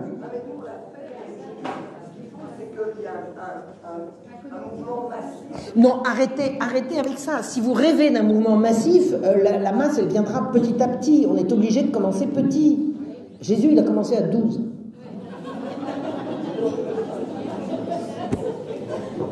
Non, mais le mouvement massif, c'est un rêve, c'est un rêve inutile. Exactement. On ne peut pas. Si on attend d'être les masses pour faire quelque chose, les masses, on ne mobilise pas les masses. Mobiliser les masses, c'est un rêve de gauche, ça. J'en suis revenu. Hein. Non, mais attendez, les masses, en plus de ça, quand elles se sont mobilisées à la manif pour tous, ça a donné quoi? Rien du tout. Rien du tout. Et il y avait des choses à faire au moment du mariage pour tous, il y avait des choses à faire juridiquement qui n'ont pas été faites. Par exemple, de faire intervenir l'académie. Qu'est-ce que le mariage? L'union d'un homme et d'une femme. Alors votre truc, on ne peut pas vous empêcher de le passer, mais vous ne l'appelez pas le mariage. Et les académiciens n'ont pas fait leur travail. Et là, il y avait un boulot qui concernait une dizaine de personnes. Ça aurait suffi. Ça n'a pas été fait. Et les masses, elles n'ont servi à rien. Je les ai toutes faites, les manifs pour tous. Toutes. On n'allait pas louper une. Ça n'a servi à rien. Hein? Les manifs ne servent à rien. La manif, ça peut être une conclusion. Ça ne peut pas être un préalable. Si les manifs servaient à quelque chose, la loi sur la retraite à 64 ans, là, elle ne serait pas passée. Ils s'en foutent qu'on manifeste, mais ils s'en tapent. Ils s'en tapent, ça leur est complètement égal.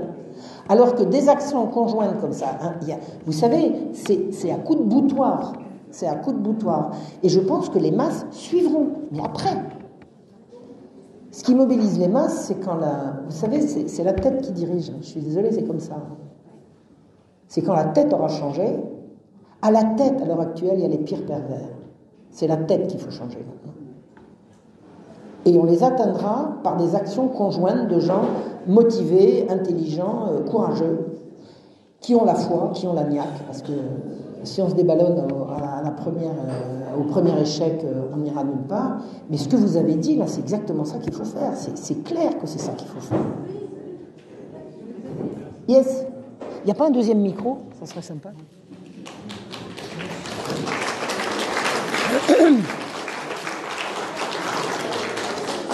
On va devoir arrêter, je pense. Non, mais il y a une dame qui... Là.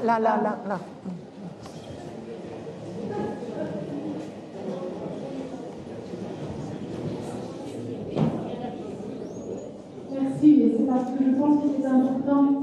Est-ce que le combat n'est pas dans les écoles? Il est partout.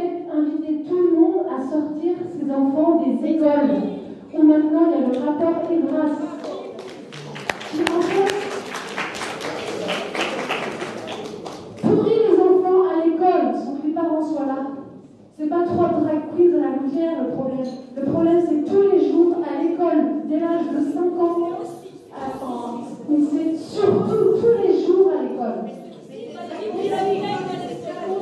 Et les drag queens vont dans les écoles, bien sûr. Le programme de l'OMS, c'est tous les enfants de toutes les écoles du monde à partir de 3 ans, c'est clair. L'éducation à la sexualité dans les écoles de la maternelle. Et si vous regardez sur Internet, ils le disent, c'est la sexualité chez les petits-enfants. Donc c'est exactement ce que Marion Sigaud explique. Moi j'invite tous les parents à sortir les enfants des écoles. Vous vous fédérez, vous vous mettez ensemble. En Belgique, c'est possible. Vous faites le Handschutz à Bruxelles. Et sortez les enfants des écoles. Et on peut vous demander, je peux vous donner des programmes, je peux vous donner des astuces. Il y a moyen de s'unir, il y a moyen. Il y va de l'âme des enfants, il y va de leur salut, il y va de leur équilibre, il y va des familles, il y va de toute la société. Il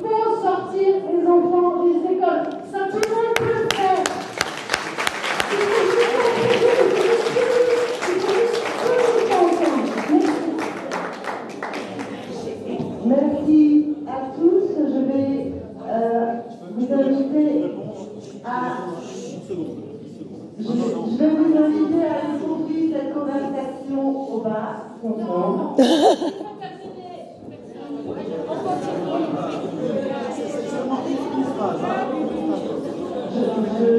Dites-la moi, je vais la dire, dites-la moi. En Belgique, le chef de la police de chaque ville, chaque village, c'est le bourgmestre. En Belgique, le responsable de chaque police, de la police municipale, de la police communale, c'est le bourgmestre. Le bourgmestre a tous les devoirs, a toutes les lois en sa possession. Donc, si vous voulez arrêter ça, vous allez faire des piquets devant le bourgmestre. Et vous verrez qu'il aura peur, il va arrêter. Bravo! C'est pas la peine d'enlever les enfants des écoles, les enfants doivent continuer à apprendre, à enseigner. Ils n'apprennent rien à l'école. Il va y avoir le bourgmestre qui est responsable. Les enfants n'apprennent plus rien à l'école à part se masturber. Ils ne savent plus lire, ni écrire, ni rien du tout. C'est monstrueux. C'est monstrueux. Il n'y a plus le temps. Alors, avant de terminer, j'ai entendu qu'il y avait des gens qui avaient des problèmes pour rentrer. Ah.